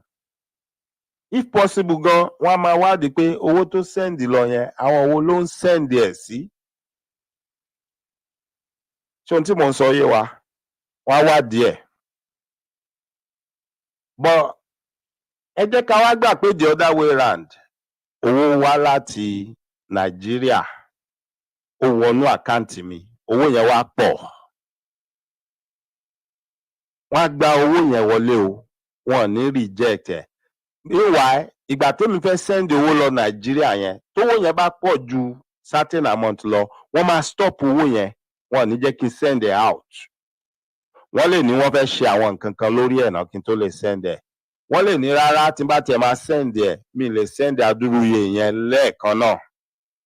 Ó ti yé yín? Wọ́n lè ní okay, o lè send iye báyìí, then after a week, o tún lè send iye báyìí. Bẹ́ẹ̀ ni. Meanwhile, gbogbo yẹn náà, wọ́n máa lọ ṣe investigation lórí ẹni yẹn láti mọ source of your income. Because, mind you, if care is not taken, wọ́n bọ̀ wá pé ẹjọ́ kan pé wọ́n fẹ́ interview ẹ̀, wọ́n fẹ́ béèrè lọ́wọ́ ẹ̀. Because wọ́n bá lọ wo ibi tó ti ń ṣiṣẹ́, gbogbo source of revenue ẹ̀, tí ò bá àkáǹtì fún owó tó ń ná, you are in trouble. You are in trouble. Ẹni yẹn lè dẹlẹ́wọ̀n, ẹni yẹn lè dáràn tí ò bá lè explain sources àwọn owó tó ń ná. But tó bá jẹ́ pé àti Nàìjíríà lówó yẹn ti ń bọ̀ tó fẹ́ wọlé sínú àkáǹtì mi, wọn ò ní dá dúró, wọn á jẹ́ kó wọlé. Tówó yẹn bá pọ̀ gan-an, ohun tí wọ́n máa ṣe ni pé wọ́n máa jẹ́ kówó yẹn wọlé ná. Wọ́n á wá máa ṣọ́ mi, wọ́n á máa wádìí bíi pé owó kíni, kí ló fẹ́ fi ṣe. Sẹ́rí tí n bá ṣe mistake pé mo fẹ́ lọ sí bank, mo fẹ́ gbowó yẹn jáde in cash. Mi ì ní rówó yẹn gbà jáde in cash o. Except if I explain the reason why I want to get all the money out of the account. Tí wọ́n bá dẹ̀ kó fún mi, wọ́n máa ti make sure pé wọ́n ṣọ́ mi lọ́wọ́ àtẹsẹ̀ pé kí ni mo fẹ́ fowó yẹn ṣe. Ara loopholes tó máa lò ni pé that is why ẹ rí i pé tá a bá fẹ́ ra ilé wọ́n á máa ní kẹ́ fill form kẹ́ sọ iye tẹ́ ń gbà ibi tẹ́ ti ń ṣiṣẹ́. Wọ́n á lọ gba gbogbo statement of account yín, bówó ṣe ń wọnú account yín, bówó ṣe ń jáde. Bẹ́ẹ̀ ni. Ara excuse tó máa fún yín ni pé wọ́n fẹ́ mọ gbogbo owó tó ń wọlé, gbogbo owó tó ń jáde. Wọ́n á ní wọ́n fẹ́ wà sure pé kì í ṣe àwọn agbésùmọ̀mí láti ìlú míì ni wọ́n rán yín níṣẹ́ tí wọ́n ń fún yín lówó. Kó má jẹ́ owó yẹn òun lẹ fẹ́ lò yẹn. Excuse tó máa fún yín nìyẹn. So if at any point in time you cannot explain the source of that fund, ìjọba lè gbẹ́sẹ̀ lé owó yẹn. Wọ́n á wá wádìí ẹ̀. Nígbà before election, táwọn ọ̀rọ̀ kan jáde pé bàbá wa Bọ́lá Tinubu wọ́n forfeit àwọn owó kan l'Amẹ́ríkà, wọ́n wá lọlé. Ara arú ẹ̀ nìyẹn, because nígbà tán bá ń sọ pé wọ́n ló ń ṣe nǹkan báyìí, ó ń ta nǹkan báyìí, mi ò ṣe o, mi ò ta o, mi ò mọ nǹkan kan pa o. Ó yá wá ṣàlàyé àwọn owó tá à ń rí nínú àkáǹtì ẹ̀ yìí. Wá ṣàlàyé bó ló ṣe rádúró owó, iṣẹ́ kí ló ń ṣe. Now, along the line, nígbà tí ó débì kan, inú bẹ̀ ni negotiation lè ti wáyé pé you know what? Mi ò ṣẹjọ́, ẹ má bá mi ṣẹjọ́, ẹ bá fẹ́ mọ kówó yẹn lọ, ẹ mọ kó lọ. Àwọn dẹ̀ máa ń like irú nǹkan bẹ́ẹ̀ yẹn because owó olówó léegun náà, aṣọ aláṣọ lọ̀gá dàbora lọ̀rọ̀ wọn. So wọ́n rí pé àwọn leader Africa yìí wọ́n ń jí owó yẹn kó, wọ́n ń kó wá sílùú àwọn, wọn ò sọ̀rọ̀. Nínú ọ̀rọ̀ tí ọ̀gbẹ́ni sọ, ẹ rí pé kò sọ nǹkan kan pa pé wọ́n ń jí owó yẹn kó, wọ́n ń fìyà jẹ àwọn èèyàn, wọ́n wá ń kó sílùú àwọn. Ta ló sọ̀rọ̀ lọ́bẹ̀? Then ó máa need láti provide solution pé ìjọba àwọn ní láti stop pé kán má jẹ́ kán máa ríru owó yẹn kó wọlé mọ́. Kán tiẹ̀ má máa gbà wọ́n láàyè láti máa rí owó country wọn jí kó wọlé mọ́. Ṣé rí pé kò sọ̀rọ̀ lọ́bẹ̀ yẹn rárá? Ibòmíì ló sọ̀rọ̀ lọ. Nítorí pé intention wọn is not to help African countries.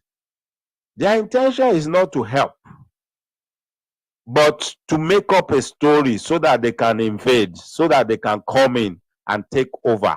Story yẹn dẹ̀ ni àwọn goons wọn tí wọ́n fi síbẹ̀, they are helping them to create that story all over Africa. And that's what they are picking on now, saying pé àwọn leader wọ́n ń rẹ́ wọn jẹ, wọ́n fún wọn ní gbogbo nǹkan tó yẹ kán fún wọn. Fún díẹ̀ yìí, a ní láti lọ ràn wọ́n lọ́wọ́.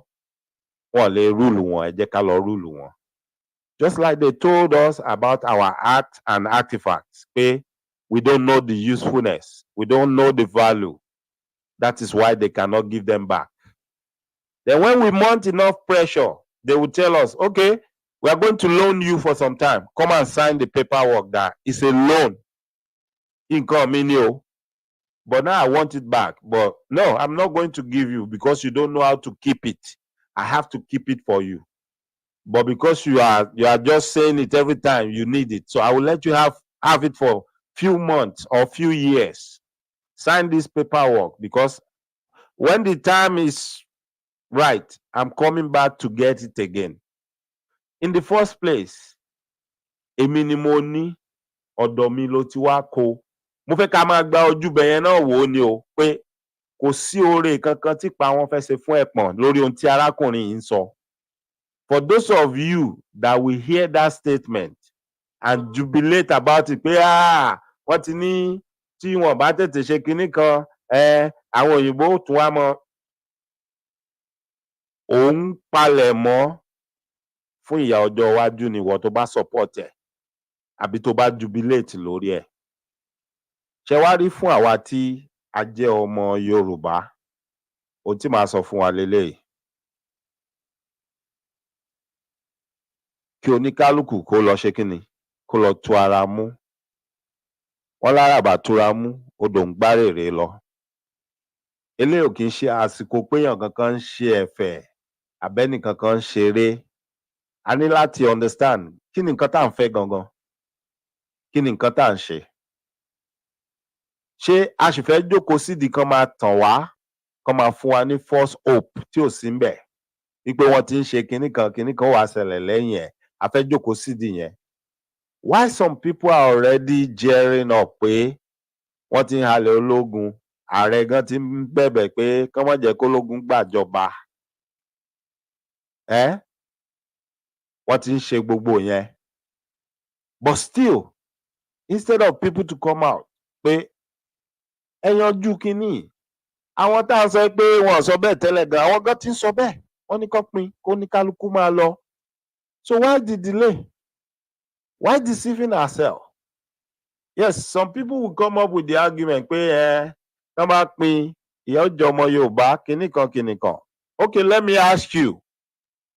Ṣé ìyà ó máa jẹ ọmọ Yorùbá lọ́wọ́lọ́wọ́ báyìí? Ìyà wo ló tún fẹ́ jẹ ọmọ Yorùbá lẹ́yìn eléyìí tó ti ń jẹ wọ́n yìí? Instead tí àwọn àjèjì àtọ̀húnrìnwá tí wọ́n ṣe ń pàdípọ̀ mẹ́yìn kan tẹjọ́mọ ìyá wa láti máa dàárín wa rú, láti má jẹ́ ká rójútùú sọ́rọ̀ ilẹ̀ Yorùbá. Ẹ ṣe listing sóhun tá à ń sọ kẹ́ jẹ́ kí gbogbo wa parapọ̀ sójú kan. Ká wá dójú tì wọ́n, ohun tán ní kò ṣeé ṣe yẹn. Ebi tán ló máa pa wá yẹn, ká wá fi yé wọn pé ó ṣeé ṣe, ebi ò dẹ̀ ní pa wá, and we will come out better. Even earlier than expected. Because ohun tó ṣeé ṣe ni. It's just a matter of determination. It's a matter of determination. Ọ̀pọ̀lọpọ̀ olówó tẹ́ bá bi wọ́n léèrè ọ̀rọ̀ tán bá ń ṣàlàyé ọ̀rọ̀ fún yín, wọ́n máa sọ fún yín pé àwọn ti jìyà ńgbà kan rí. But the funniest thing ni pé ìgbà tán náà wọ́n ń jìyà yẹn, people didn't know because they didn't show it. Wọ́n pa ìyà yẹn mọ́ra. Wọ́n kọjú sí ohun tí wọ́n mọ̀, dágò gangan tí wọ́n ń lé yẹn, ohun tí wọ́n ń lé yẹn gangan, òun náà kọjú sí. Ó dàbí ẹni tó bá ń ṣeré ìdárayá ni. Ọ̀pọ̀lọpọ̀ sacrifice ló máa ṣe. Bẹ́ẹ̀ ni. Ó lè má lè ṣe ọ̀pọ̀lọpọ̀ ohun tí àwọn ẹlẹgbẹ́ ẹ̀ lọ́kùnrin àti lóbìnrin tí wọ́n ń ṣe. Tó máa jára sacrifice tiẹ̀. Ìdí tó dẹ̀ máa fi ṣe ni pé ó ń wo wájú pé ohun tí mo fẹ́ lọ ṣe tí n bá ṣe àṣeyọrí, màá ṣe kí ni? Màá dolókìkí. Á di pé àwọn èèyàn á mọ̀ mí mọ ohun tí mò ń ṣe yìí, orúkọ mi á jáde, màá di gbajúmọ̀. Then á prepare mi fún the next one, the next level, right? Because stage by stage lọ̀rọ̀ sport. Ó dàbí soccer nsìn. Ó láwọn nǹkan kan tí Nàìjíríà gbọ́dọ̀ ṣe. Ó láwọn match kan tán gbọ́dọ̀ gbá kán win kán tó lè qualify pé wọ́n ń lọ World Cup àbí wọ́n máa participate ní Nations Cup nǹkan kan. Ó láwọn match tí wọ́n gbọ́dọ̀ win kán tó lè lọ sí Olympics. Ìkankan nú gbogbo stages tí wọ́n á fi ṣe yẹn ló ní the preparation. Each of the athletes tó máa participate, àwọn tó serious nínú wọn, wọ́n máa sacrifice a lot of things tí mi need láti máa fẹnu sọ gbogbo ẹ̀. Bó ti yé àwọn tó bá ń ṣe sport àbáwọn tó bá súnmọ́ àwọn tó ń ṣe sport. Ara ìdí tó fi dáa nìyẹn. Apart from religion, pé à ń kọ́ ọmọ lẹ́kọ̀ọ́ ẹ̀sìn, if you have a child and you expose them to sport and they get serious with it, you don't have any issue, you don't have any problem. Torí wọn ní time fún ranù, wọn ní time fún òṣì. Lẹ́yìn kan kàwé wọn, kán dẹ̀ lọ máa prepare fún tournament àbí event tán bá ní, wọn ráàyè ranù àbóṣì kankan. They are always focused on what is ahead of them. Ìyẹn àwọn tí wọ́n bá really fẹ́ succeed nínú sport yẹn. That's the way it is. Kì í ṣe Bible kíkà àbí Quran kíkà ló máa gba àwọn nǹkan kan kúrò lọ́wọ́ wọn. But goal wọn tán lé yẹn tán ti ń wò wájú yẹn. Tán dẹ̀ ti mọ̀ pé àwọn nǹkan kan wà táwọn gbọ́dọ̀ yàgò fún. Irú àwa báyìí, we went through all that. And I understand what I'm talking about. We went through all that. There are certain times gan tó jẹ́ pé ńgbà míì ẹlòmíì á wò mí báyìí, ní ṣéyàn dẹ̀ ni wọ ìbáyìí. Yes. Mo ti rí obìnrin tó sọ fún mi rí pé sọ́kùnrin dẹ̀ ni ẹ́. Mo dẹ̀ ń wò, mo dẹ̀ rẹ́rìn. Yes, ọkùnrin ni mí. But èmi ni mo mọ ibi tí mò ń lọ, ni mo mọ ohun tí mò ń lé. Ohun tí wọ́n ní lọ́kàn yẹn kọ́ ló wà lọ́kàn tèmi. Torí mo mọ ìpalára tó máa ṣe fún preparation tèmi ń ṣe. Ṣé ohun tí mò ń sọ yé wa? So oríṣiríṣi nǹkan ni èèyàn máa ń múra lẹ̀, èèyàn máa ń gbáradì de nǹkan, èèyàn dẹ̀ máa ń ṣe sacrifice. Okay, tán bá ṣe kinní kan ìyà ó jẹ wọ́n kí ni wọ́n ní. Àwọn tí wọ́n ní nǹkan lénìí tíyà ò jẹ mọ́, they started from somewhere. Ìrìn àjò 20 ọdún ìgbésẹ̀ kan la máa fi bẹ̀rẹ̀ àbí bẹ́ẹ̀ kọ́ ni. It will start with a step and it has to start eventually. The only journey tí èèyàn kì í mọ outcome ẹ̀ òun ni eléyìí tó bá embark on. If you don't embark on a journey, you will never know what the outcome of that journey would have been. You will always be like, I don't even know if I had taken this decision or if I have taken this step. Maybe it would have been like this or it would have been like that. But eléyìí tó gbé step wẹ̀ tó lọ. Ìsídà ó ti padà dé àbò ṣùwà ń bẹ̀, ó mọ bí tó dé, àbò ti dé padà ó ti mọ outcome ìrìn àjò yẹn. But as long as you don't make any move to go on that trip, then you will never know the outcome. If you continue to sit down and listen to all these sycophants that have nothing to do, that don't know their left from their right, but will call themselves whatever name they like, including some of them that call themselves news analysts on the Nigerian news channels. And when you look at them, they are actually working for the people in government because those people own all those news channels. So what do you expect to hear from them? Nothing but praises for their masters, their bosses, who are the ones that are siphoning your money away, but they own the TV station and the radio stations where they are sitting down and broadcasting to you. And you think they are going to tell you what is the truth? No, they will tell you what will keep their job, what will save their job. That's what they will tell you. If they like, they will even praise their masters when they know they are not doing well. Excuse me. They will praise them and act as if nothing is wrong. You see, for them, it's about their daily meal. It's about them taking home their paycheck at the end of the month. It's not about you and I. Gone are the days when it used to be that newsmen will come out and tell you what is going on.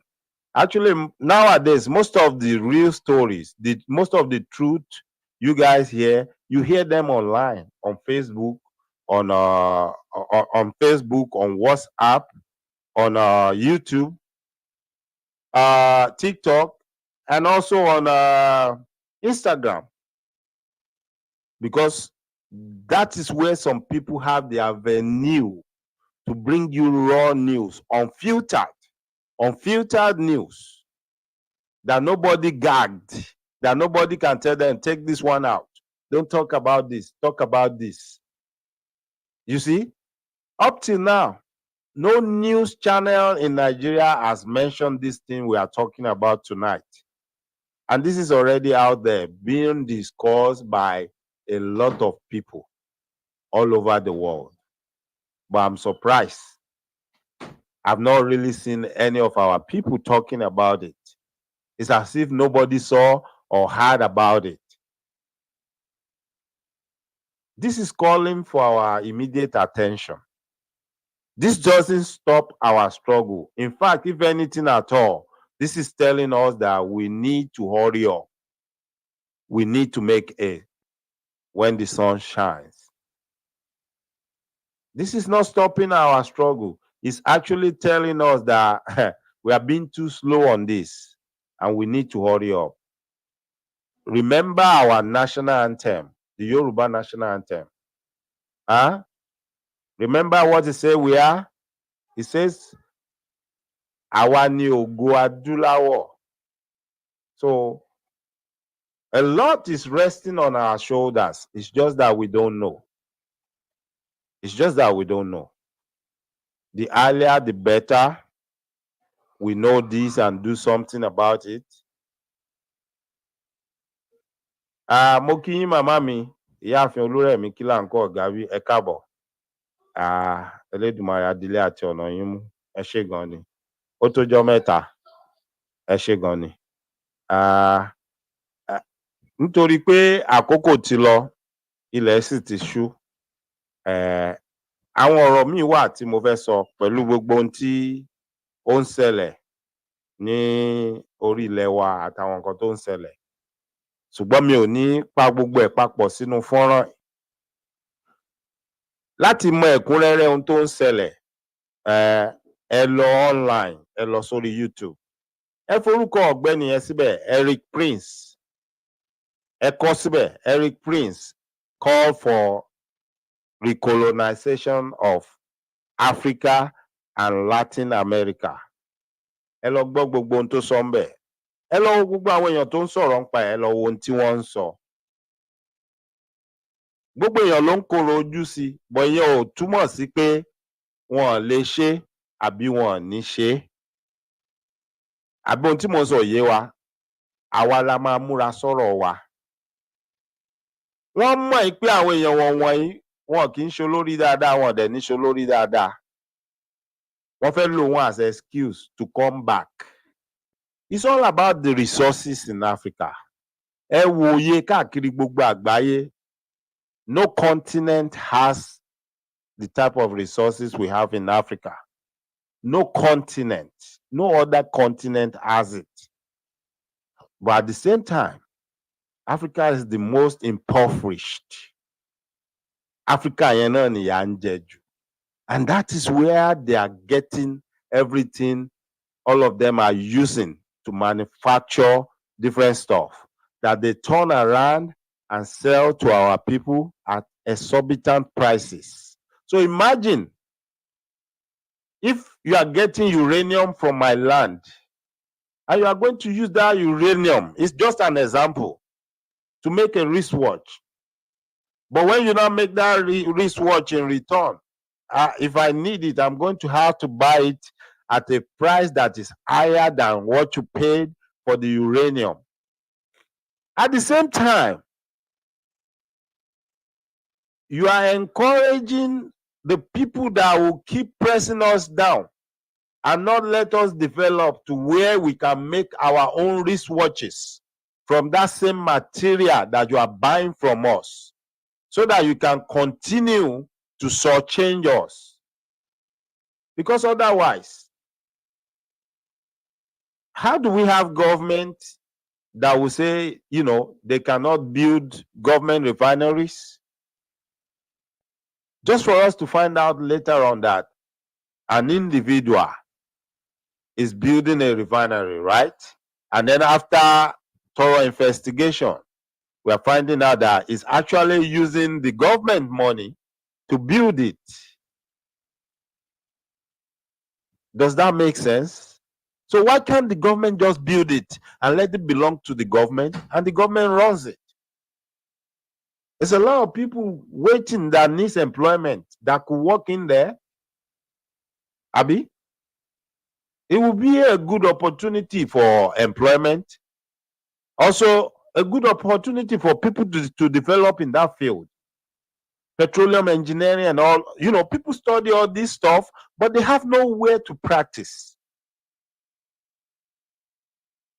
They have nowhere to practice. That is why most of them, when they get the opportunity, they go to foreign countries and they triumph, they thrive, because they know what they are doing. That's one of the things that I first found out when I came to this country, that the way we were taught in school back home is different from what they are doing here. Here we go to class and they tell you you have an open book test. Who does open book test in Africa? Nobody. They will actually ask you to empty all your pocket. They will search you as if you have stolen something before you get into the examination hall, because they don't want you to have anything on you. They want you to think with your head and then write down whatever you know. And that helps a lot. That helps a lot. But here in America, it's so easy. They will say open book test. And guess what? If you are smart enough, you can get 100 in that test. Open book test. It's only you have to keep to time. That's all. You imagine a teacher tell the students in Nigeria that, oh, you have a test, open book test. So open your textbook And here are the questions. You have 30 minutes. Answer these 3 questions. Imagine. Don't you think all those students in Nigeria, none of them will get less than 85 or 90? Because even without the open book itself, people are already, doing great. So these are the kind of things. But the same people, they will encourage the bad leaders to steal and siphon the money to them. And then when we start making noise, they will say, imagine like the Abacha fund. You know how long those money have been there? But after a while, they say, oh, we found the money right here. Some of the money Abacha stole. But guess what? We need to investigate how this money came in, when it came in. That can take 20 years for them to investigate. After that investigation, they will now say, okay, we've done our investigation. We want to refund the money to you. But guess what? For that 20 years, what was happening to that money? They're using it in their own economy to develop their own country, to develop their own economy.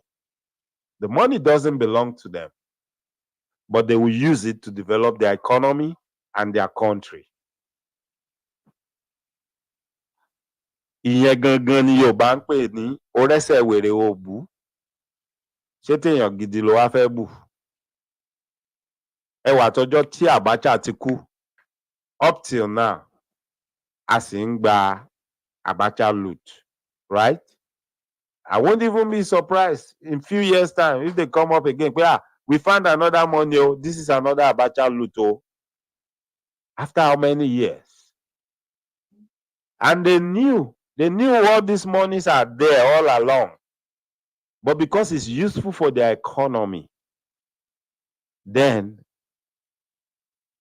in order to save face, they say, oh, we found somebody stole your money. It's right here. We want to return it to you, but we are doing this investigation of a thing. It will take us some time. When we are done, we'll let you know. But guess what? As soon as they refund the money, they return the money to you again. Olegba, another thief will steal it and siphon it back to the same place where it came from. And then they will recycle it again. Táṣìírí bá tú, téèyàn kan bá pariwo síta, wọ́n á tún ní, ó ẹja bá yín wò bóyá irọ́ ni bóyá òótọ́ ni. Ó a ti rí i, a máa fẹ́ wádìí bóun náà ṣe tó ti kówó ìwọlé padà. Tá a bá ṣèwádìí wa tán, á jẹ́ kẹ́ ẹ mọ̀. Ìyẹn tún lè take several years. Wọ́n wá ń lo táktíìkì owó olówó léegun ná, aṣọ aláṣọ lọ̀gá ń dàbora, wọ́n wá ń lò ó fún wa. Day in, day out, year in, year out. But the same people are now saying, oh, we have seen that there's a problem in Africa. They don't have good governance. And it's because of their lack of good governance that their people are invading us. And this is going to be a problem to our own security. So for that reason, we need to help them. They don't know how to govern themselves. So let's go there and recolonize them. Let's go back there and recolonize them. Ẹ lọ gbọ́ orin olóògbé Fẹlá Aníkúlápó Kútì dáadáa. Teacher, don't teach me nonsense. Ẹ lọ tún gbọ́ dáadáa. Ẹ listen dáadáa. Gbogbo ọ̀rọ̀ ẹni Fẹlá sọ nínú orin yẹn. That's why he said, teacher, don't teach me nonsense. The person where you teach yesterday, he don't die today.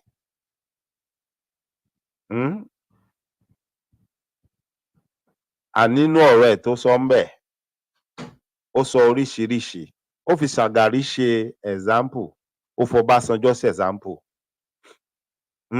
Only if good teacher teach students something, if the student doesn't do well, the teacher would tell the student, well, you didn't do well, you fail.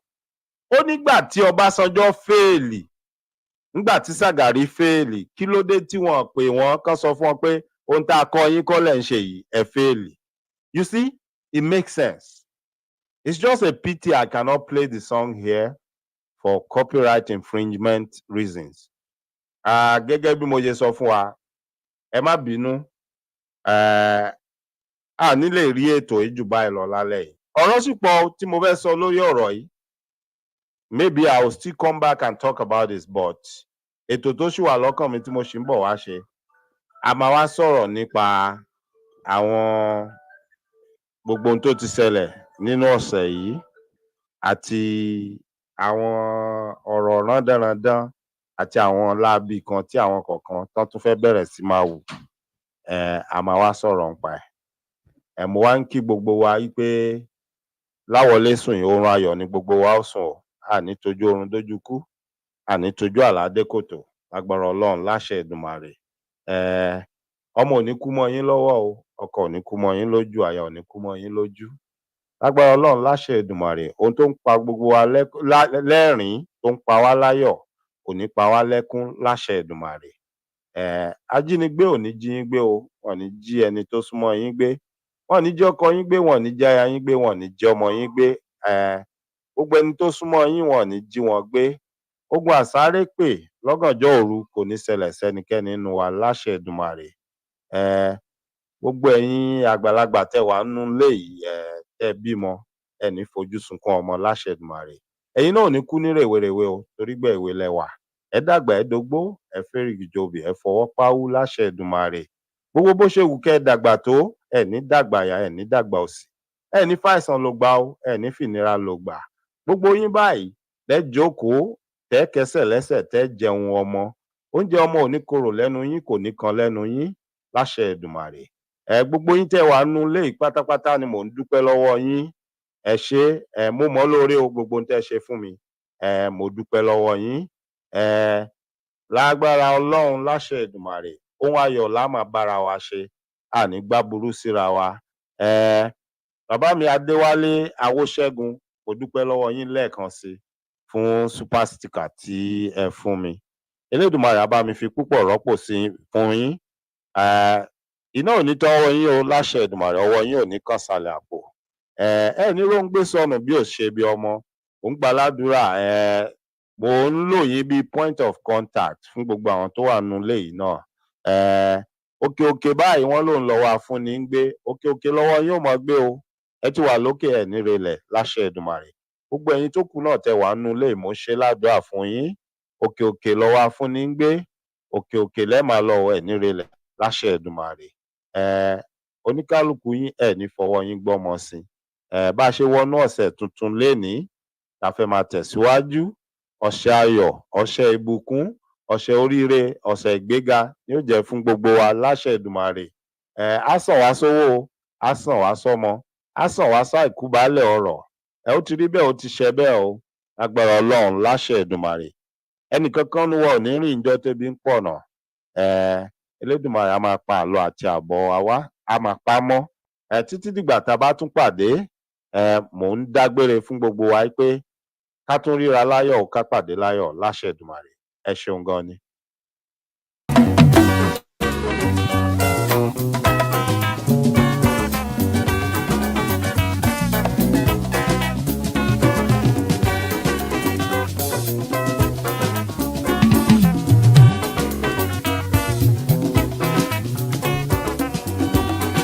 Alára ló lọ gbọ́, ajẹ́rọ ló nímọ̀ràn.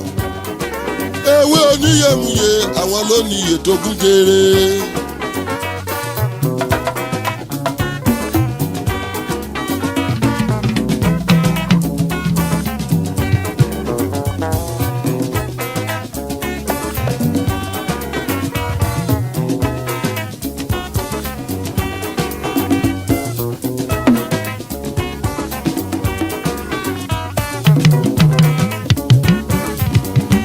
Ó dọ̀wọ́ kèrègbè iye, ẹ má má gbé mi níye tèmi.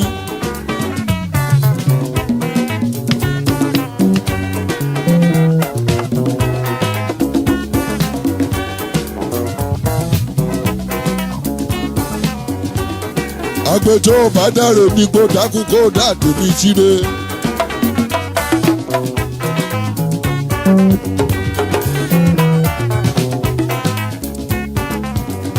Àlùkò tó bá lọ nílẹ̀ oṣù ọ̀dàkùnkò òkun tèmi síre.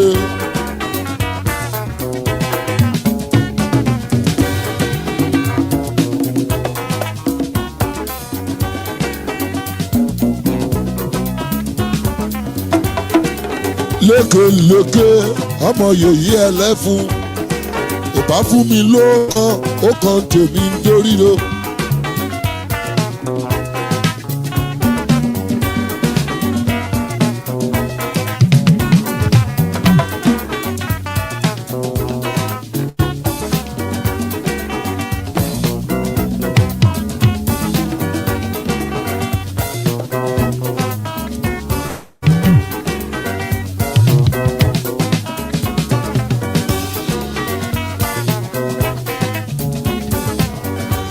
Alẹ́ nífẹ̀ẹ́ ńlẹ́ ọ̀gànjọ́ onífẹ̀ẹ́ àjèdodo agbẹ́jì òrọ́gbọ̀rọ̀ yọ àbàdé bí yéye.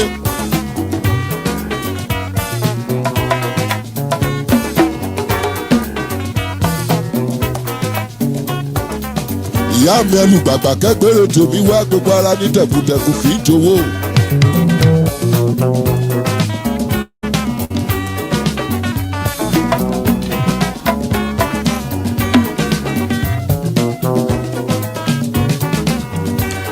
Mo sunkún owó Olúwa fún mi lówó bàbí.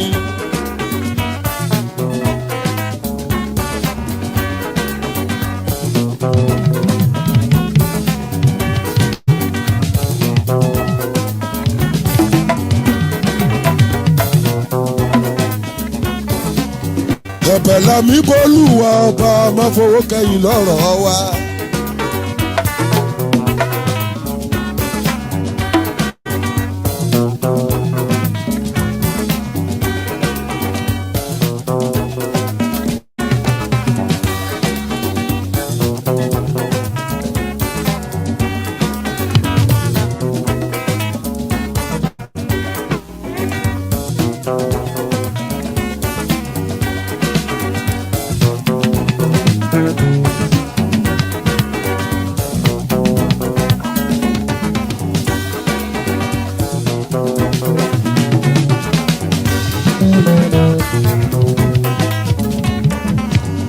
Àgbààgbà tó ní ilẹ̀ odò ẹ̀dẹ́kun ẹtú mi lóhùn mi ṣe.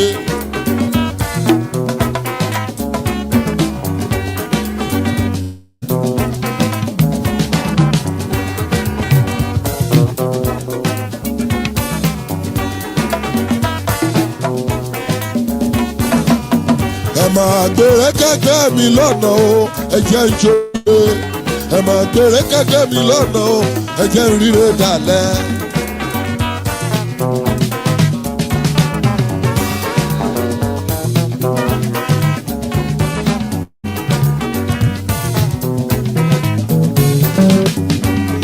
Kèrègbè iye o, ẹ má má gbé mi níyè tèmi o. Ẹ má gbé mi níyè lọ, ẹ má gbé mi níyè lọ. Ẹ má gbé mi níyè lọ, ẹ má gbé mi níyè lọ. Omi tútù ní tẹnu ẹja bọ́ ọ̀rọ̀ rẹ̀ ní òtẹnu mi jáde. Omi tútù ní tẹnu ẹja bọ́ oríire ní òtẹnu mi jáde. Ẹ má gbé mi níyè mi o, ẹ má gbé mi níyè tèmi. Ó jọ̀wọ́ ara ń fẹ́ o, ẹ bá mi túyè tèmi jẹ́ mi. Ẹ má gbé mi níyè lọ, ẹ má gbé mi níyè tèmi. Ẹ má gbé mi níyè mi o, ẹ má gbé mi níyè lọ.